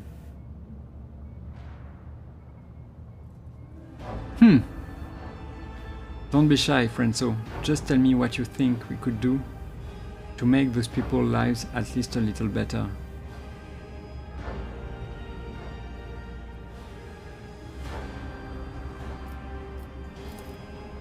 We are short on purified air.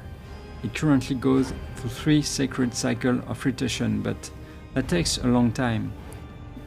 Would a single sacred cycle be too egregious of a departure from the sanitation code, the circumstances being what they are? Medicine is in such short supply that people are killing each other for it. Perhaps there is a way out. We have faith healer in this bay practicing superstition-based medicine that learned specialists have deemed to be useless at best. At present, enforcers are forbidding these quacks from healing people, but lifting the ban on their absurd potion would somewhat alleviate the medicine shortage. He stops, apparently surprised by his own boldness. Those are excellent ideas. I commend you, Captain. Get it done. Inspired by your approval, Frenzo exclaimed enthusiastically, "At once, Lord Captain." What did I get? The flagship suffer minus 30% less warp damage. Damage dealt by internal fires is reduced to 2 to 7. The freight line has become a cesspool of disease, which has drawn the attention of the forces of rot and decay. They protect the ship from fire and warp energies, so that the infected may continue exchanging putrid gifts in the bowel of the vessel.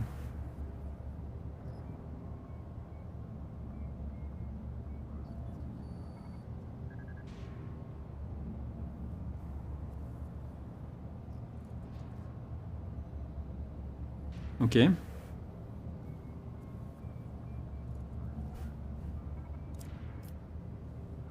I'm curious about the dogmatic answer, but I did not choose it, so let's continue.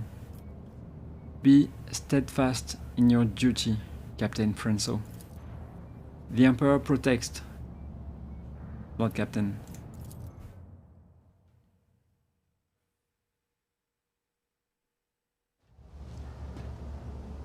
Lord Captain, here to report, your orders have been carried out. The compartment is already operating according to the new procedure. Okay, I guess we are done.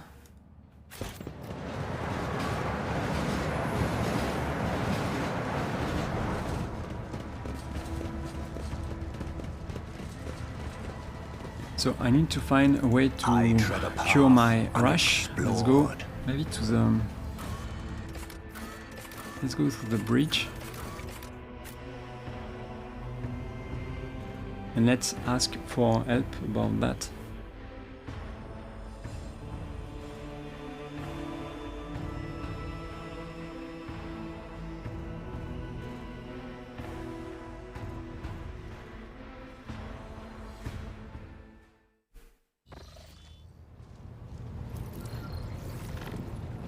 So what can I do?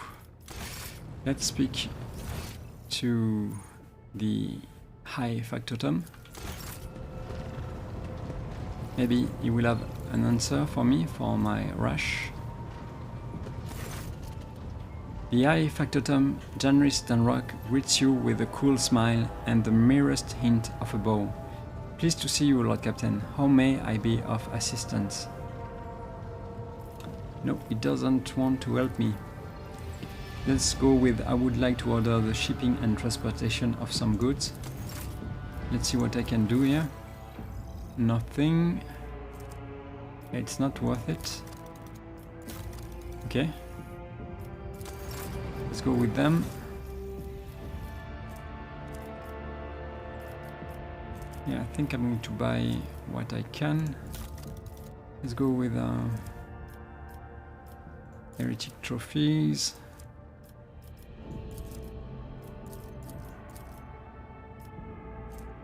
$2,000.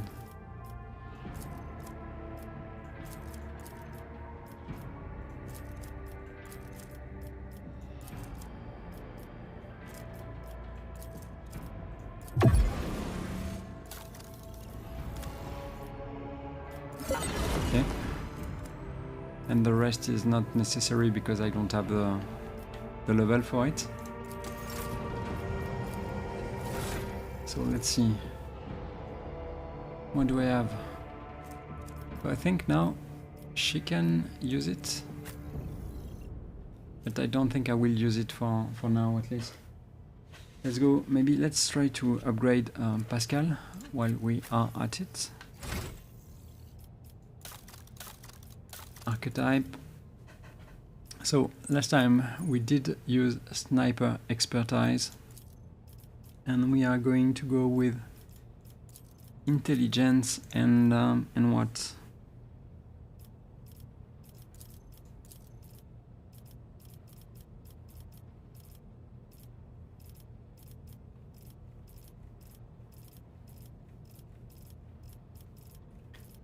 Let's go with this one, plasma bank. Reloading a plasma rifle costs minus 3 AP less, and reloading plasma pistol costs minus 1 AP less. I don't have a good rifle or pistol for now, but I hope I will find one soon enough. Let me check again. Yeah, this is good. Okay, let's see. What can I... Maybe Jocasta? Lord Captain, the Master at Arms snaps to attention, ready to carry out your order.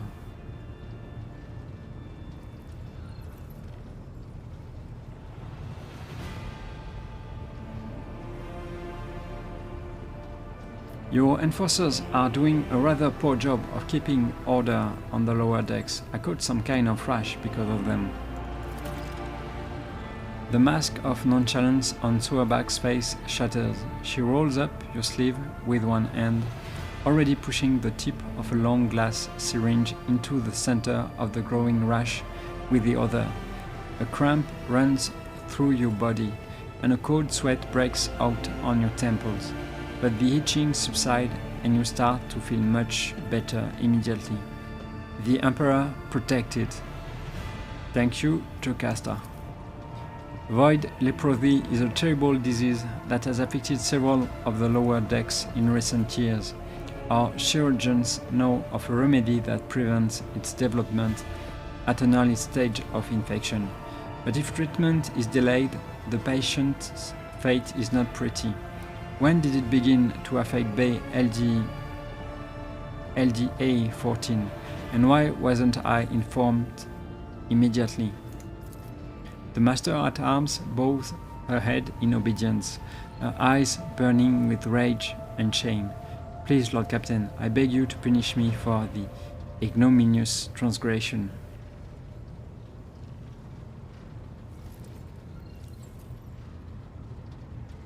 100 lashes will suffice.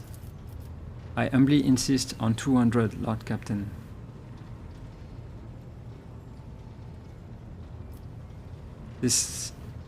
That is it. That is all for now. Proud to serve the dynasty. I think it's time for a bath. And I can't ask Jocasta to join. That's a shame.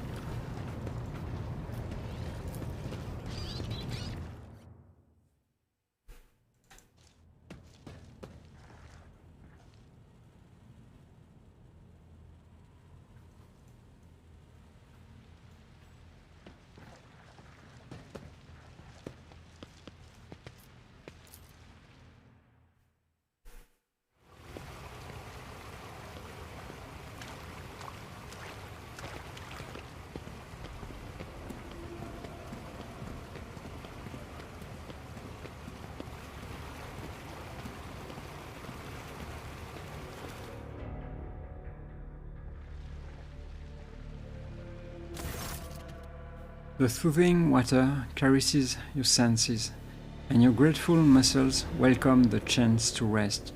A pleasant languor spreads through your body as you allow yourself a moment of quiet relaxation.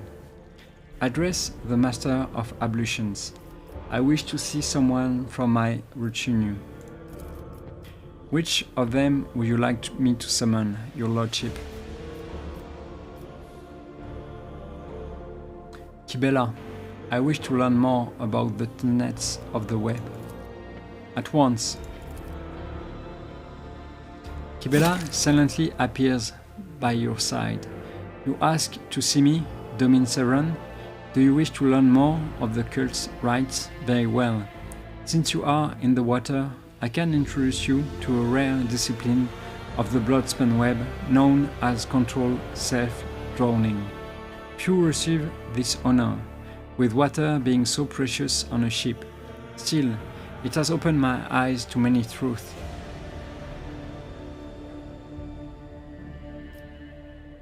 Intriguing. Teach me. Close your eyes and trust me. Reject your fear and remember, you have carried death within you since birth. This ritual is simply a meeting between you and your oldest friend. You close your eyes and hear a quiet splash. Kibela has entered the pool. She puts her hands around your neck and gently pushes you under the water. As your lungs start to burn, she pulls you back to the surface, allowing you to take a single breath of air before she begins to drown you again. This process repeats several times, and she holds you beneath the surface a little longer with each plunge. The fourth descent lasts an eternity, but her hands prevent you from resurfacing. As your empty lungs burn, you start to panic. You fight against your fear as the darkness swallows you, and soon it gives way to peace as you listen to the soft whisper of the water around you. You realize that death is the end and the beginning. There are no worries here and no mistakes. There is only you. You and the infinite nothing. Just as nothing is about to claim you, you are gently lifted from the emptiness of oblivion. Domin Severan, you have been touched by death. What was it like?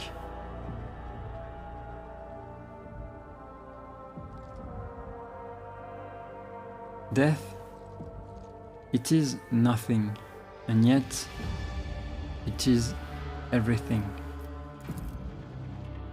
Now you understand the tenets of the web more fully. I will leave you to reflect on this experience.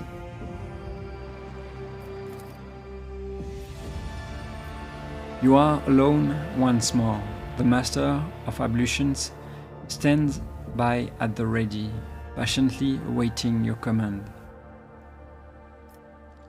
Relax and close your eyes. The tension slowly retreats as you bring yourself to complete stillness. Joint by joint, muscle by muscle, pore by pore. Before long, you have surrendered the bastion of your body to the bliss of oblivion. Troubles, worries, loss, such things do not belong in the newly established dominion of tranquility. They are only the infinite waters of weightlessness in which, stripped of all things superficial, the mind of Sovereign von Valanchus drifts in silent bliss.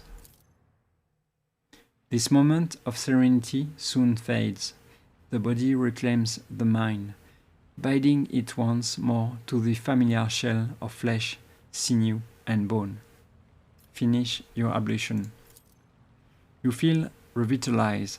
This was truly an experience worthy of a rogue trader.